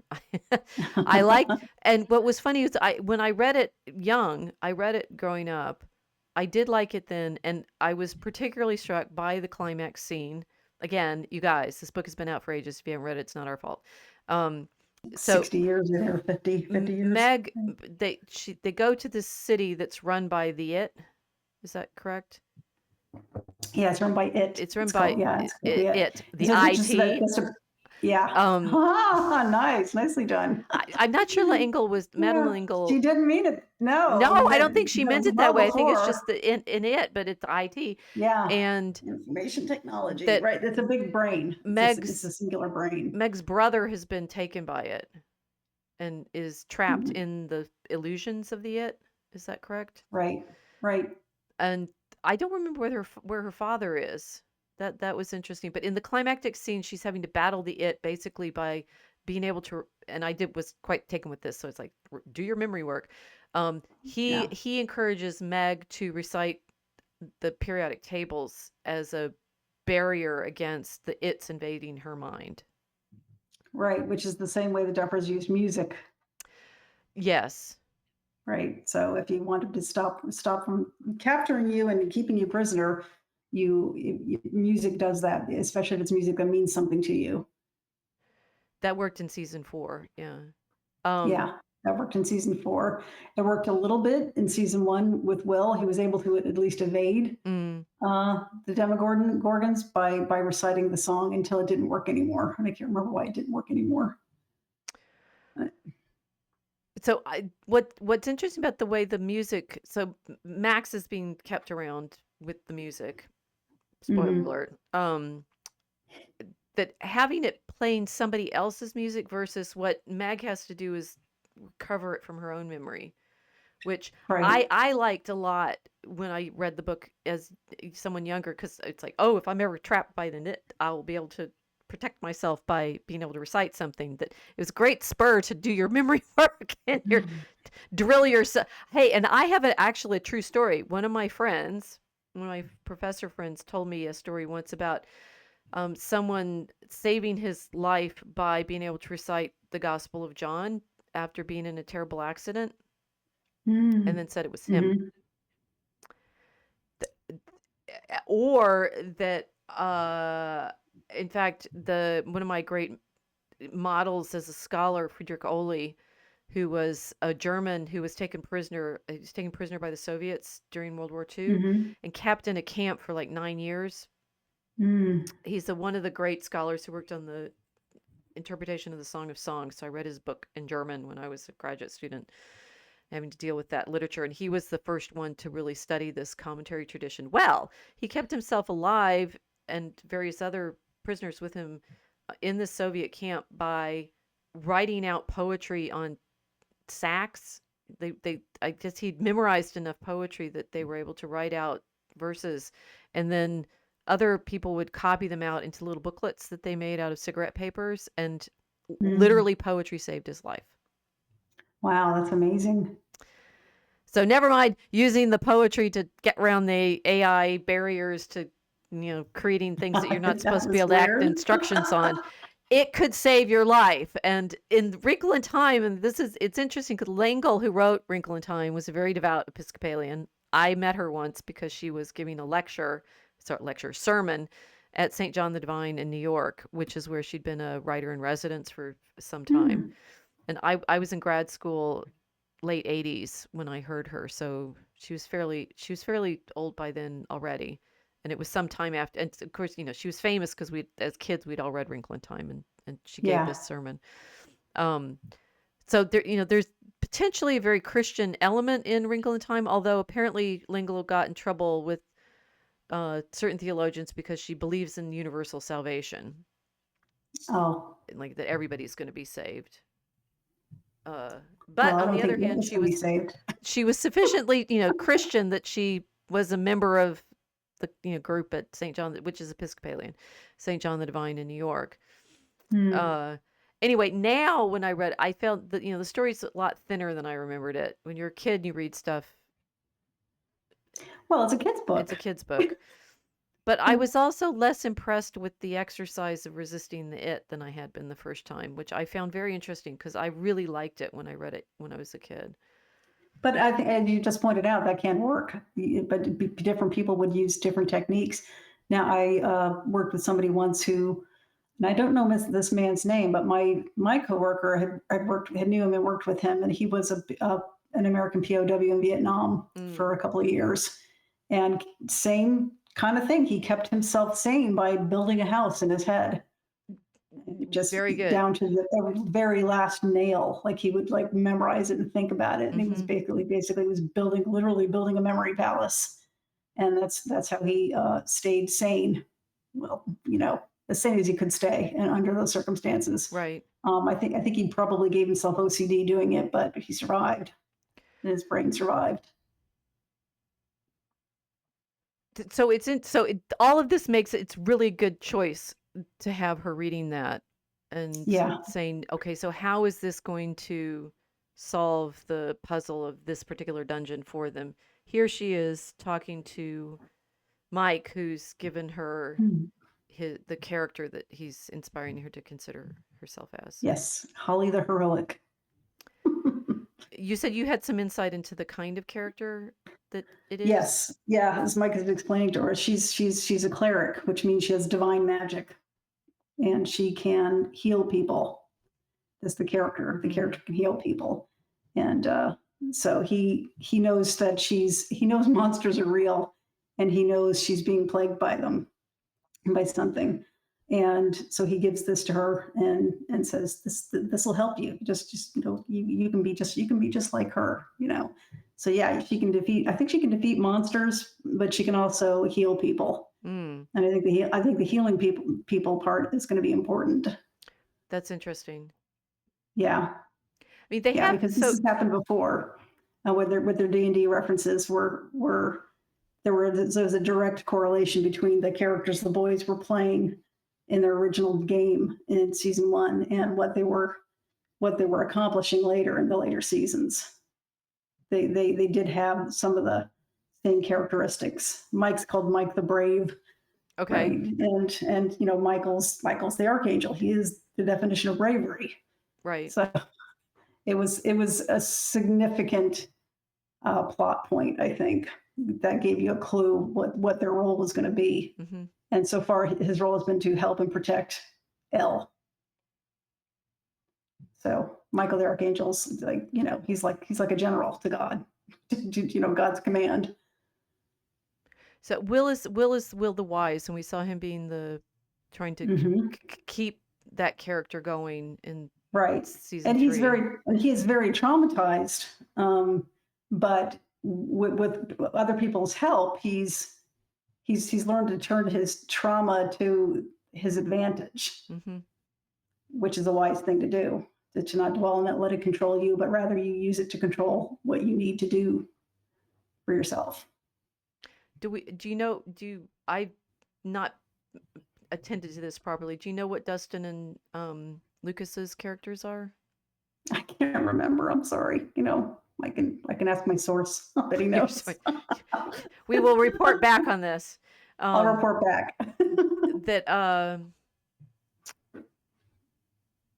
I mean, it's surprising me that the Duffers are not intense Dungeons and Dragons players, because they have a lot of affection for the psychological effects of playing the games. I'm sure if they were big Magic the Gathering guys that they are at least familiar with Dungeons and Dragons, because it's the same type of people that would play it, I think. So I'm sure they had lots of friends that did it. Here's Derek making a model of something. Is this the one you said you had difficulty getting? Oh yeah. Okay. Yeah. Tell us about the model. It's a Tesseract. So Derek is in the classroom and he's building a Tesseract. And when the camera pans out from behind him, you see Mr. What's It in the classroom looking at him, and Derek looks at him like who are you? So he's identified another child that he wants to collect. I thought Derek was looking at him. It's like, oh, there you are. Not. It seemed to me that he knew him before. That he already knew him, right? But like the other children, he's very creative and he's very different. And he's different in a funny way, because he's just kind of a jerk. But he's a big bully. But there's something going on. Obviously, there's some kind of trauma going on. I mean, Holly's trauma is that she's constantly terrified because her parents are fighting all the time, and she's seen crying when her parents are fighting, right before the Demogorgon comes and tries to take her. And obviously, Will came from a broken home. Father was kind of mean to him, it sounds like. And his mother's overworked and tired, so he's got that kind of trauma going on. Don't know what Derek's trauma is, but he's a mean little kid. But like Will and like Holly, he's very smart. He's smart and he's very creative. And this might be Vecna's fatal error in thinking I need children because they're easily broken, but he keeps picking really smart ones. That might defeat him. So if you look at this Tesseract he's making, and then Holly is reading A Wrinkle in Time, and she's a cleric who can. Oh, right, I forgot to mention they can actually open portals Oh, too, I think. oh, that's useful. So yeah, so this is I think going to be useful soon. I think they're going to incorporate that.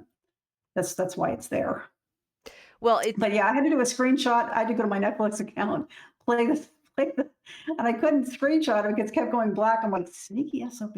yes, no, you So can't I actually take took it. you can't take screenshots off of Netflix. I've tried before. No, I went into a dark room and took a picture with my phone. There you go. It's you made it. You created it so that we can. Getting it in there. This being a problem that we don't have as many stills available for these episodes yet because they're not out there yet on the Not internet. right.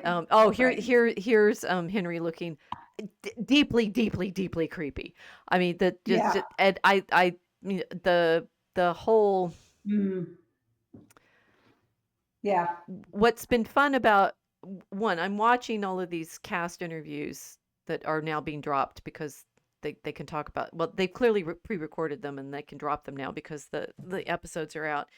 And one, the actors are clearly people who are given lines to say, so they may or may not be terrifically articulate on their own.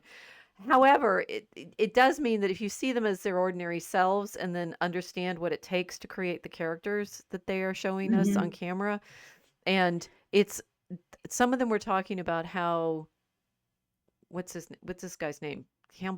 Jamie Campbell Bower. This guy Bauer. is intense. He is super, and they were about his craft. talking about how intense he is when he becomes Vecna, and just like right, and that you are suddenly so convinced that he is as evil as he is, and you can see. I think he scared Millie Bobby Brown. He had to give her a hug.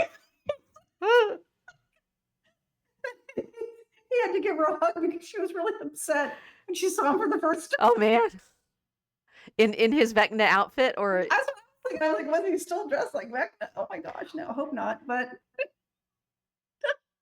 well, it is funny that you don't instantly figure out that he's the bad guy in season 4, right? Because he shows up and he's talking to her in the Rainbow Room. It's like, this should have been a tell immediately. Why was this ever a secret? yeah, he's impressive to watch. I mean, yeah, Henry Creel is evil, but I mean, Jamie, the actor, it's a weird thing to say, but it's an absolute joy to watch him work. You know, yeah, evil it is. He does it so well. Well, everybody lists Alan Rickman being the bad guy. Snape is a sort of bad guy, but that Rickman is the diehard Hans Gruber. He'll always be Hans Gruber. Brilliant, absolutely exquisite. Yes. I think these guys, they love playing villains.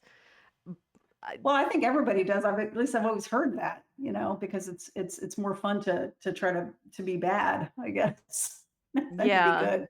Scarlett O'Hara is more interesting than Melanie. She just is. Yes. Because she's a bad bitch, right? Okay, so this is super dangerous. If these guys show up and like, are you going to say, "Oh my gosh, you're a monster," and run because he just drove up in his fancy red car, or are you going to say, "Oh, cool"? Well, depends on the person, doesn't it? Yeah. Right. I noticed Erica isn't at all in danger of being taken. Oh yes. Yeah. She's hilarious. That actress is really good. She's hilarious. So her opening appearance in this is when Mr. Clark is explaining the black holes, and she's sitting there, the only one in front row with her hand up. He's trying desperately to hope that somebody else is going to put their hand up. How dare you interrupt my favorite class? But her motivation is like, show your friend you've had a falling out with. Well, if you do this, she's going to hate you even more. She says, well, brilliant. Yes. Saying that? Okay, so Erica is not in danger of being captured by Henry, but the other kids she's not are. Easily broken. Nobody would mistake her for being somebody easily broken. But I mean, we're laughing about it, but there is something to say about creeps who try to snatch children. They do look for weak ones. They do look for ones who are damaged and who can be manipulated with kindness or attention that they're not getting. Right. And she comes from the most like stable household. We only saw a glimpse of her parents twice, and once at home, and they looked like your, you know, stereotypical, happy, very well adjusted, normal American family. Right. So she comes from a normal family. She's not at risk. The kids who are at risk were especially ones from broken families, and it's really significant that Will was from a broken home, and it looked like a broken home. The people were not individually unhappy or abusive in any way, but everybody was exhausted. Like the Right. mom was exhausted, the kids were exhausted. I think that was significant. That was a good artistic choice.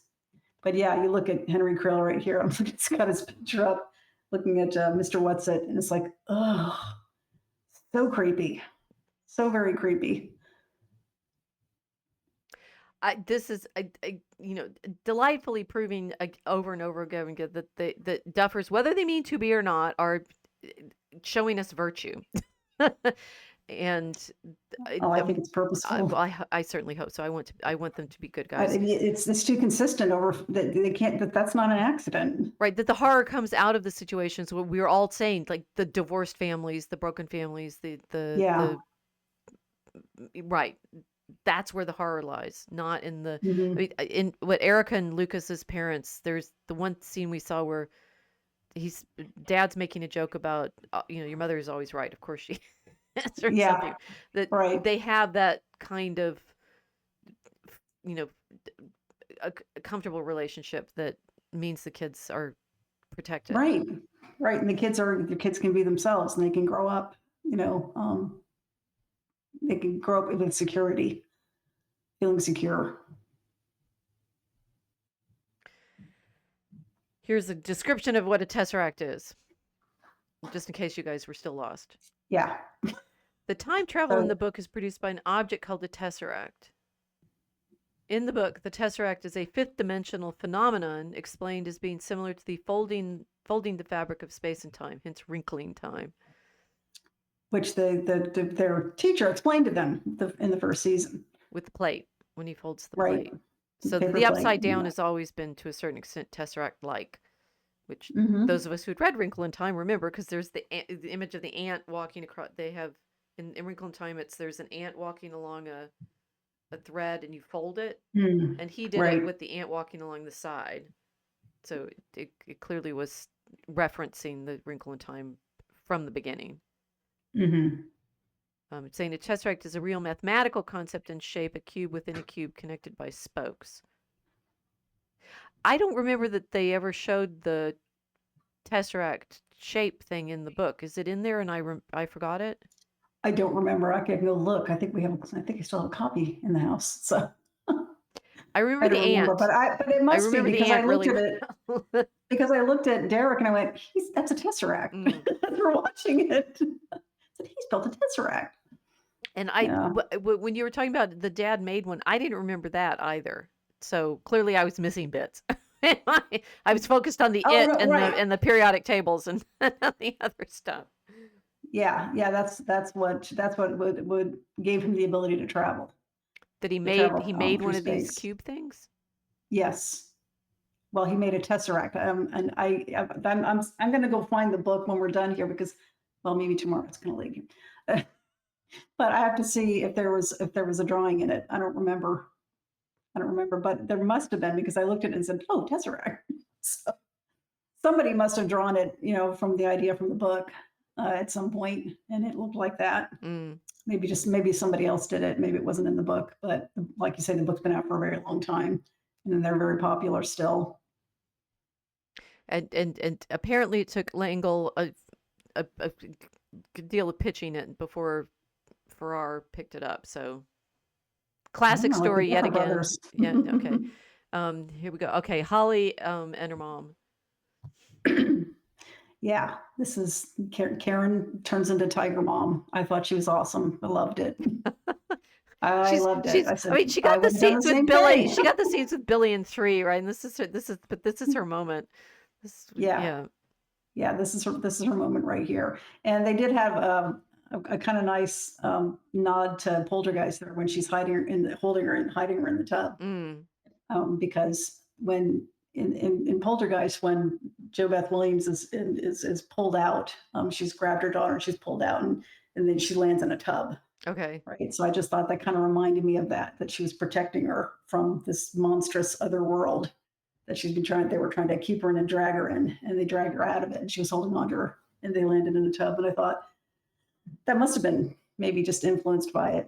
But it's also scary because you're underwater trying to hold your breath. You're thinking, how long is he going to be here? They're going to be gasping for air soon. Right. So it heightened the terror, the anxiety a lot watching that. So now we all go test the time that they spent underwater and see whether it's realistic. Yeah. Well, they were about to lose it too because the bubbles are coming out. And you're like, oh no. Yeah. And then by that time the dad comes in, but it didn't matter. But yeah, she gave it a good try. Yeah. Okay, here's another mom with the axe. Here's Joyce with an axe. Protecting the kids, hers and others. There's Derek behind her in the hayloft. Right. Yeah. And the other kids. There's a lot of protecting the kids in this season. A lot. Like actively, it's like you finally got around to protecting the kids. But now the adult and the kid, Will, the teenager, she doesn't know it. He's doing it too, because he's controlling the Demogorgon and making it back up. So Joyce thinks she's scared him off. Which she has with the axe, which she has not. Right. It's because Will sees her through the Demogorgon and prevents the Demogorgon from doing anything. Right. But he wasn't entirely sure that he was doing it either. But he wasn't sure yet. I think he figures it out over the next couple of hours. I thought this has been really nice because, so over the seasons, different of the characters have had more of a point to their story.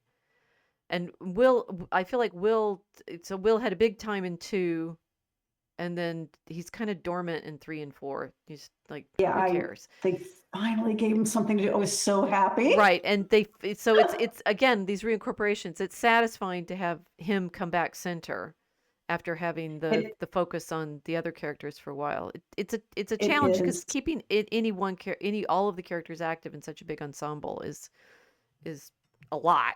Right. And the way they explain it by having him finally tell his mom to back off. Yeah. I'm not a little kid anymore. But he's telling himself this too. It's also another reincorporation because when he was small in season 2, Bob tried to help him. He said, I used to have nightmares too. And I stood up to the monster in my dream and I told him, go away and leave me alone. Right. So he tried it when he was little and it didn't work because he wasn't strong enough. Right. And until his friends tell him, well, especially Robin's like, you got a big antenna in your head, use it, And he's like, you know what, you're right, So he's not a little kid anymore, so he understands what's happened to him, but he also understands how he can, in this scene right here, when he's standing behind Joyce, how he can actually use this to their advantage, because he's figuring it out really quickly. That he can actually help now. He doesn't have to be helpless anymore. And that just did tremendous things for his confidence. Right. And that's how he was able to stand up to them. I do find so people are warmed by her conversation with him, and I do find it a little like, oh, just be who you are kind of thing. It was a little the message. Yes, the Critical Drinker always talks about the message. Message. Right? Yeah, in that moment I was, oh no. Because it's like, oh, just don't go over. It's okay if they have a little conversation about that because she notices it, and that just makes sense for their friendship. But it was almost like, oh, don't make this now he's a super gay thing. Come on, exactly. This is don't. I mean, and luckily I don't think it achieved that, but it was really skirting it. It's like maybe they could have shortened the conversation a little bit. Well, some people are tied it so closely in time to him using his new powers. Both wanting it to be and worried that it is in that speech. But going back to the Wrinkle in Time, the thing I was impressed by is that Meg's able to use something that she's trained for. Her dad used to drill her on the periodic tables, and so when they have to stand up against the mind flayer, effectively, of the she has something that she's practiced and trained for. I love that, right? I train for things. So that, I mean, being able to fence as well as I did last week has taken a lot of training. And you could say, oh, I've Right. just found myself as a fencer, and so I'm now able to use it. But it's not available just because you have a pep talk. Sorry, right there. Right. And so that, that the switch turns on for him after Robin gives him some encouragement. Okay, fine. Hmm. But right, it feels like he's got it in himself because he's been doing other things too. He's like the drawings and the training of himself as an Right. artist or something like that would be where I would want to go. Or just trying to live and be sane after what happened to him is an incredible struggle in itself. Right. And he's overcome that, and he is a lot stronger than he thinks he is. And I think that's the message he took away from Robin's pep talk. I think that's what it was supposed to be. Because she said, "Well, the answers are all inside of me." I'm like, that was a little bit hokey. I think I would rewrite that speech. Yeah, I know. I I would was keep I it, was but I not would wild rewrite about it. that speech because it No, it is a wasn't turning great. point for him, and then we're like, oh golly, not Right. again. Right. No, this isn't right. Yeah, yeah, dude's got a lot going on, not least of which is, he's in love with his best friend. But yeah, the pep talk speech about, you're stronger than you think you are. It should have been more about that. I think that would have made more sense. About what? About Will being stronger than you think you are, Mm, because it was right after that speech where he just started discovering, like, maybe these aren't nightmares. Maybe I am actually seeing what they see. right. Right? He starts to figure things out because he's been given a boost of confidence by his friends. Okay. Gnarly Bird is looking. No drawings. Copyright 1962 is Wrinkle in Time. There are Okay. pictures. Chapter 5 is titled Tesseract, but it's just a cube and the ant on the string. Right. I remember the ant on the Uh, string. That's the one thing I remember. And so it's that's clearly referenced when Mr. Clark is making the plate and showing them the upside down so I is the ant walking yeah. along the side of the string. So it was fan fiction, fan art after the fact, probably, with Yeah. the cube inside the cube. Yeah. Okay, here we have Mike protecting the kids. Yes. That was a good scene too. Yeah, they were helping them escape the lockdowns through the tunnels, like the Great Escape, and they were playing the Great Escape music too during that, which is kind of fun. Oh, well, this If is you've when never they're seen that. walking across the square where the battle's going on. They're not in the Yes. tunnels at that point. No, no, no, no. They didn't make it to the Right. tunnels, right? Because they got captured. They got captured by the soldiers. I am finding okay, so there's the degree of danger that any of this is that I like that Mike is trying to protect him. He's saying, stay behind me, stay behind me." It's like, why would being behind you help against the Demogorgons? They bounce around Well, it's everywhere just and they right, but it's the same bite thing. they It's the bite same thing when soldiers' you're heads off. But apparently the Demogorgons only aim at soldiers. So it's well, no, like, they were taking out the people who were shooting at them first. But it's the same instinct when you short break and you go like this, like as if your arm is going to stop yes, somebody from yes. going through a windshield. Oh, It's just instinctual. It's who he is. or crossing streets. I've done that too. Stop. It's touching and sweet, and it would be totally ineffective in the situation that they're in. But never mind. Right, Okay, and was here's yeah. Derek with his GI Joe lunchbox It's and delightful, Derek. looking at a GI Joe who's in Yeah, camouflage. Okay, that's who's funny. mean and is yelling at him, and I put this in here because these people were supposedly protecting the children by Mm. locking them up, but they weren't. They were using them as bait. They were I'm using them missing for another purpose. are you sure about that? Yep, Okay. because Linda Hamilton's Dr. K Yeah. gets confronted by one of the soldiers, and she says, and he said, you're using these kids as bait. And she said, only if you fail to protect them. Oh, Are you okay, telling me you okay, can't protect okay, them? okay. I missed that. Yeah, So yes, yeah, she's admitting that she wants them as bait. So does that mean that she yep. knows that Vecna is coming after them? Now I'm Yeah, confused. and they and How? How no, does yeah, she watch. know? watched the last episode Mm-hmm. of volume 1 of season 5, Okay. and she knows because they've had a couple of kids go missing already, and they're in a certain age group, and she's correctly surmised that he's going to come for more. So they rounded up all the Okay. kids of that age group Okay. because they're trying to get him, and they're trying to get Elle as well, but I think they're also trying to get him. Okay, some of this is clearly my jet lag is not allowing me to pick up on all of the cool clues. Very good. Very good. Good, good. Yeah. Okay, here we have Holly and oh my goodness, who's that? I like this a lot. I thought having Max show up in this moment was brilliant. I just like this. Yeah. That was really good. Yeah, it was good. And I also like that Holly's just, well, she's dressed like the character that Mike gave her, Mm-hmm. that she looks like that, especially when she puts the cape on. She looks just like the cleric, but she also looks like Alice in Wonderland Right. to me. And well, the and blue dress is definitely an Alice in Wonderland.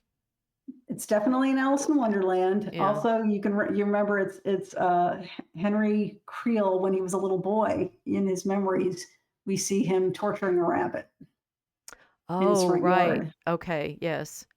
You know, so everything's all twisted and upside down, and and quite mad, right? Mm-hmm. Like Wonderland. It's not wonderful. So there is out there on the internet right now yet another theory about how C.S. Lewis is diabolical, which has been attached to a reading of Lewis Carroll's Alice in Wonderland, and I have forborne to comment on these things because, oh my gosh, the footnotes. I did a review of a book on Lewis Carroll, on his faith. So this is Madeleine L'Engle is the Episcopalian writing Wrinkle in Time. Mm-hmm. Lewis Carroll, Charles Dodson was in fact very devout Anglican. Mm-hmm. His father was one of the Tractarians who were engaged in a lot of the big theological debates in the 19th century, and we have Dodson's diaries and letters and things like that. And this book that I reviewed, goes deeply into his prayer life, his sermons, his training as he was actually ordained, but he didn't really have a parish. Everybody knows him as a mathematics professor at in Oxford, but he was actually an incredibly devout Anglican who wrote these curious stories about the children. He also famously did these photographs, which I have not seen because I didn't really want I to have look seen one of them. of the girls, right? The sort of yeah. and he loved the idea of their innocence, he claimed, Yeah. which creates certain difficulties for modern understanding of exactly what he was doing, telling these stories. The interesting thing in my review of the book is that Dodson, he absolutely insisted that there was like no theological meaning in the books, and yet there clearly is, because there's things about baptism and there's things about cake and there's things about the catechism, like when Alice is quizzed by a caterpillar about knowing who she is and so forth, that if you read them as allegories for these theological problems, it's there. But he spent all of his time insisting that there was no secret to them. It's very odd. It's like You think it's odd because you found blatantly Christian references in it while he claimed there were none? Is that what's odd? Well, it's odd that he never like unpack. So Tolkien, people. Okay, so one, and also Dodson, he ended up giving. He liked preaching for children. He liked to give, and because of the Alice books, because he was very famous, he got to give lots of lectures to children. He is invited to give school lectures and things like that. And I think people, he was a celebrity, something of a celebrity in his day for the books, for the Alice books. And so, like Tolkien, people, wanted to know what they meant. And it's interesting that in his papers, there doesn't seem to be any explanation of what they meant. Is there some passage that sticks out in your mind that you really want to know what that meant?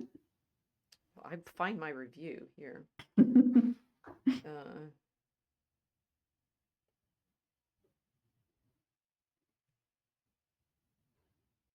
and I find it'll be whether I can find my own. I didn't realize we were going to go here. Hold this thought. Keep talking. Sure. Well, Uh, oh, phooey. Now, the photographs he took were of his neighbor, little Alice. And I think that the name Alice in Wonderland came from her. And he took a photograph of her dressed as like an urchin, he called it, which meant she was wearing kind of poor clothes, I guess. But it looked more like a loose T-shirt, which would be a very strange thing for a little girl to be wearing for a photograph. Mhm. And that's where I think people get very kind of weirded out by that. Like, what did he mean by this? And honestly, I have the same question. What did you mean by taking a picture of her like this? This is Right. very immodest for the time. It wasn't sexual, obviously. She was a little girl, and it was just a picture of her sitting there, looking into the camera. But she's wearing this very loose, what we would call a t-shirt today, like with no shoulders and no sleeves. And it was, if I'm remembering it correctly, it was just very strange. Um, so I'm wondering what passages you thought were strange that might be related to that photograph. Well, and I'm failing to find my. And people are very hypersensitive to this kind of thing today, and that's one of the things that's captured very well in this whole series of Stranger Things is the kidnapping and abuse of children. Right. So it's okay. The book that I reviewed was by Charles Lovett. It's called Lewis Carroll Formed by Faith. And I am failing to find in my own archive where I have my version of this review. It was in. Well, It came out in Journal of Religion a few years ago. Was there something written in Alice in Wonderland that you found problematic, like a theme or something? Well, so I agreed to do the review because I was used to Tolkien's explanations of his own stories, and I thought Lewis Carroll must have done a similar thing. And then it was interesting to find out that he really hadn't. I did find my PDF of the book. That might take longer to go. Yeah, that's going to take longer to go through than I. Well, now you're stuck with me being curious about. Curious. Well, right, and there were good things that see, it's Lewis Carroll, book by Charles Lovett, so that's all confusing. The twin problem is Lewis Carroll as Charles Dodson really did like talking to children about the faith. So it's interesting that the Alice books that he wrote for children didn't seem to have more about Christianity in them, if that in fact is what he really enjoyed. And he said he took the photographs because he loved the idea that they were just innocent, that children were touched by innocence. Talking about, but you could be innocent and still be fully clothed. Well, exactly. This being the strangeness. And I'd say with L'Engle's book, it seems it's a challenge for people dealing with these problems for children, because you want them to be innocent, you want to take care of them, you want to protect them, and yet you have these situations where you're trying to say these are the sorts of dangers that they get caught in. The stuff that's out there right now saying that the Narnia books are grooming too, right? What? Yes. What? This is a theme. This is a talk about the repeating feet and the rearranging the furniture. If you write story,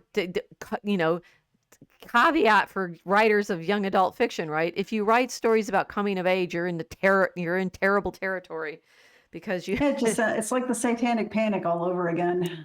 I don't know. Somewhat, yes. But we can say that there are people definitely out there like Henry Creel who do want to seduce them, and got both Max and Holly now trapped in his memories. Right. The fear is not based on nothing Right. at all. It's real. But that doesn't mean it's everywhere. You still need to be able to, make distinctions. Um, This being the uh, problem, because it is yeah, absolutely, it's a absolutely problem. true that there are books out there in the school libraries, talk about the vines in the libraries, that are pornographic, flat out. Yes. Yeah, they are. Yeah. Parents have been kicked out of school meetings for reading books that got out of the children's libraries. Yeah. Yeah, these people that allow it and kick the parents out should lose their jobs yesterday. Because if you can't protect children from sewage, then you don't belong in that job. And if you are kicking them out for saying you're reading from a book that's supposedly grotesque, then you do know that it's a bad book to have around children and you still want them to have it. Yeah. You should lose your job yesterday. There needs to be some moral clarity here when children are involved. This is also why I have no problem at all with this story. This story the Duffer brothers have written is not for kids. It's got kids in it, but it's not for kids. Mm. And I think they've done a very good job of not being exploitative in the way they're presenting this story. But the danger is real, and the message is really obvious if you're paying attention what this is about. I mean, yeah, he's a monster and he's kidnapping children. Yeah. The people at Hawkins Laboratory, they were monsters. They were monsters who kidnapped children, and use them for experiments. If you use from any reason, you're a monster. Well, so the audience is the adults who wish they had people to defend them. Yes, it is. Right. And it's also the adults that, need to be reminded maybe that they need to be protecting kids. Right. Like the parents of like the Wheelers. They had to be shocked into reality. Yeah. Okay. Here he is, Henry, not able to go into the place where Max has been hiding. This was brilliant. Yeah. This is absolutely brilliant. Henry Krill is a monster because Henry Krill was abused when he was a kid. He cannot go into that memory. It's the one place Max can hide from him without him killing her, because he physically cannot do it. He cannot walk through that corridor. He's terrified. And the terror is real.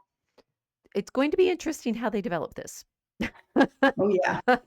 Yeah, that was absolutely brilliant. Because this is given as a like, it's simply the situation and no explanation yet. Yeah. Yeah. Although, I mean, they do talk about how it's. Wait, how do I know this? That it's when he first goes into the upside down place, or the. Well, they have got the upside down is only one of the alternate realities. They've got his mind Right. and the hellscape that he got cast into by So Elle. if you and there's a video out there explaining it, because there was a play on Broadway and I think they did in the West End too, called The First Shadow. Okay. And that's where they explain this, and it relates to the scene here, that before Henry's parents moved to Hawkins, the reason they moved there from Nevada was because Henry started getting into trouble at school, because Henry was damaged because he disappeared for 12 hours. Ah, okay. Right. And when he came back, when he disappeared, this gets very complicated, but find the video, it's worth it. When he first disappeared, it was into a cave where a man who had been part of, I think, what was the Philadelphia experiment, although they don't call it that, had absconded with some of the equipment. And when Henry went into the cave, he went into what they call Dimension X, which is the hellscape that you see. That when he said, I can control this world, then he found the shadow monster was there, right? So Henry is a monster, but he's not the monster. He's not the big boss. Henry was basically possessed by this thing. When he came out, he was changed. His blood was changed. And that's when Dr. Brenner got involved, because Dr. Brenner was the son of one of the men who was in the experiment. and he survived, and all his fellow soldiers or sailors, whatever they were, died. And so he wanted to find out what he wanted to continue with the experiment. I'm not explaining this completely well. What I'm thinking is there's like the perils of backstory. Yeah. And this so is that cave was where Henry disappeared for 12 hours and went into Dimension X. And this is how you become a historian and write very, very long books. Because you can't you keep going back. Like my description of myself, or like time, I know this, and then I have to go back to that, and then I have to go back to that, and then I have to go back to that. Yeah. And if you do it enough, you get shining light on all of the parts of the story equally. But as you're learning it, it's this tunnel into the past, and eventually you do end up at that tree in the garden. But that feeling scene of here, when you see Henry here, though, he cannot go into that cave. He can't go through those memories. And you know what you know about him, whereas that he killed his own family when he was 12. Right. And this is something even happened worse to him when he was a kid. Yeah. Right. But he was like, you've done this, you've killed all those, you killed all of the kids in the lab, you killed your mom and your sister, and you blinded your father, or your father blinded himself, I guess. He blinded himself, He blinded himself. And you can remember all that, but there's something you won't look at. What could be worse? It's like, oh, okay. Well, okay. Probably what you're doing to Will. Clearly, there's more to come. Yeah. All right. Here's Kali. We don't know what's we've already talked about how she's been reincorporated. We don't know what's going to happen, but now we know she's there. But that was such a fantastic surprise, because I was expecting Vecna to be there. That was nicely played on their part. Very well done. And here we have Will and Vecna. Yep. And he's mocking him. You broke so easily. That's why I'm going to go get the other kids. I'm going to do it to them too. See, so this is me. So yesterday, anyway, maybe Wednesday, I saying, who do I think is going to die? Because somebody has to die, because otherwise it doesn't have any punch. And because of the trailer, I was convinced that Will was just going to be possessed by Vecna. And of course, me too. Same here. I said he's going to be possessed by Vecna, and he's going to start killing people. Right. This did not happen. I was not seeing that coming. That was great. Shh, that was come on. nice. Shh.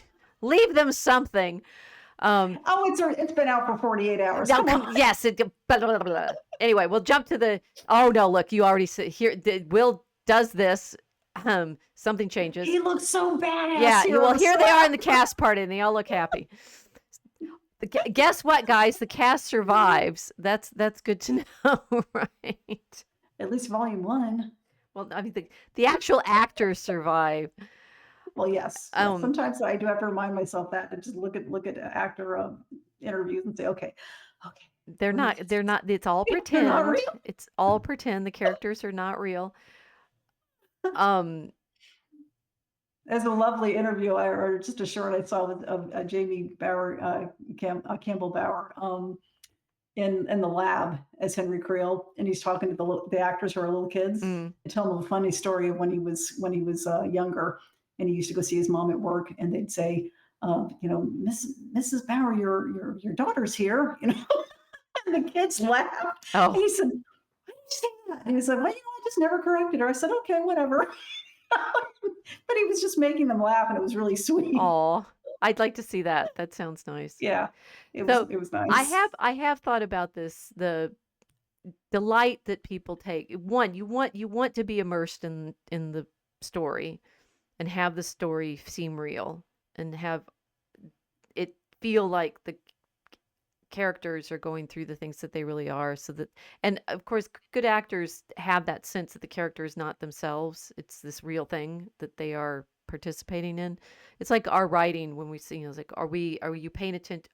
What are our characters doing? Well, they are completely in our minds, so who knows what they're doing? We do, right? But we don't know yet. There's that regular feeling that writers have of, I'm not making this up, there's something that's real there that I'm participating in. The actors are, of course, able to take that on, and it's real. But on the other hand, thanks to the internet, and I mean, this happened with DVDs and the extra elements you get on the DVDs. The corollary delight in knowing how it's made. So you watched one of the more interesting things I watched on a Indiana Jones DVD was the Foley artists talking about how they made all the sounds for different things, and you think, oh, shake. There's a lot of thunder in Stranger Things. Is it shaking pieces of metal, right? And it's a thunder sound, or not. I mean, the Foley art, the art of the Foley, the sound effects is enormous, but the reason you believe most of what's going on in any of these things is you've got the music, you've got the sound effects, you've got the music, the sound effects, which of course these actors, when they're making it, have none of. They don't have those soundtracks playing for them in the background when they're filming the scenes. Yeah, it's impressive. It's super impressive. I mean, absolute all kudos to this ensemble. They have done amazing work. And to then feel like I think it's honoring them to want to know what's going on in the craft that it takes them to create these things, because the thing they create, Vecna in his monstrousness, is absolutely real. Even if you've seen, I can't remember his name. Why do they all have 3-part names that are so hard to remember? Rachel Fulton Brown. That's easy. I don't know Rachel Fulton Brown. That's it rhymes. It flows off the tongue. Jamie Campbell Bower's just hard to remember. Millie Bobby Brown took me weeks to memorize.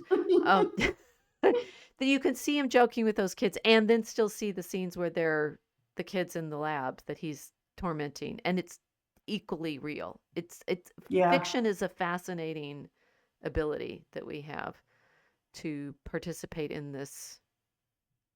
Like Tolkien would say, it's not allegory, it's something better than allegory. It's that thing that helps you see the reality through the story. Good job, right. Duffers. Yes, very good job. Yeah.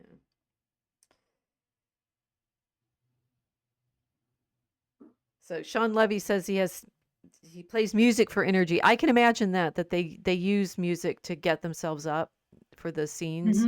I've been watching Tristan Spone's YouTubes. He was I've seen a couple of those. Yeah, number 2 in 4. It's all numbers. It's hard to believe he's the same person. He really, he did it. He did, very fine actor. But he was, a small part in 4. But he has talked through how Millie Bobby Brown did various things to get herself up into those moments, and the scenes. Yeah. So we are happy that the cast had such a nice time, and they seem to all have liked each other, which is great. Yeah, it is. And that they're now getting to enjoy all of our reactions to their work. So that's absolutely brilliant. I can imagine it's going to be a huge relief, because they've had to be quiet for so long about it. Yeah, because they wrapped like Christmas last year. They wrapped in December 2024, so they've had to stay quiet about this for a whole year. Yeah. Not tell anybody, not tell any of their friends who might gossip to, blah, blah, blah, blah, with binding contracts against them to don't do this. Make sure that you don't ruin it for anybody by talking. So good job on you, cast. And yes. And I love this picture of them. It's Hawk and Kiri, what's Joe's real name? And Finn, and I don't remember what Jonathan's real name is. Charlie. Yeah. Yeah. Good job, guys. I mean, the nice work, right? And yes. that we're here in the poster and trying to figure out that apparently there are clues in the posters, because the artist, it's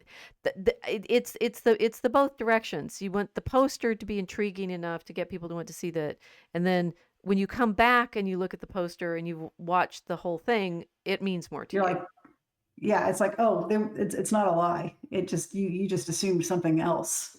Yes, so you haven't figured it all out yourself. Yeah. So now that we've lived through the first 48 hours, we have 4 weeks or however long it is till Christmas to get the next set, and then another week till the finale. I guess we'll have to talk about something else in the interim, right? Is there anything else? Well, Festival I for a don't while. know. Maybe we could tell them what I learned in the upside down on the other side of the planet. There you go. We'll figure something out. But in any case, it's thank you guys for hanging with us and sharing our first breakdown of the new information. And yeah, to be continued, eh? It's Hmm. gonna be. I am like just. It's fun. It's fun having made it in time to get to share this release. I oh yes, I mean the internet feeling of when do we ever get to do anything simultaneously anymore? Thank you, Duffer Brothers, for creating a simultaneous event for us. Yeah, I agree. Well done. Yeah. I It's guess enjoyable. movie releases do that if you go the opening weekend or something, but this this feels to me like it was bigger than that. That they had Hmm. more people aware of themselves trying, well, certainly because when Netflix crashed, more people aware of themselves trying to share an event, which back in the 80s is what we were able to do when the television season started. The difference was That's true. we couldn't go back and immediately rewatch Unless you had a VCR that you weren't supposed to copy it. it. You're taking screenshots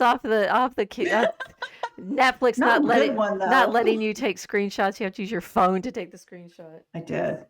So Okay, it's well, practical low it looks tech. like our audience has all gone to bed except Mel. So thank you all for joining us. We should be back next week, and we don't know what we're talking about, but welcome back to the Mosaic Ark. Good night, everyone.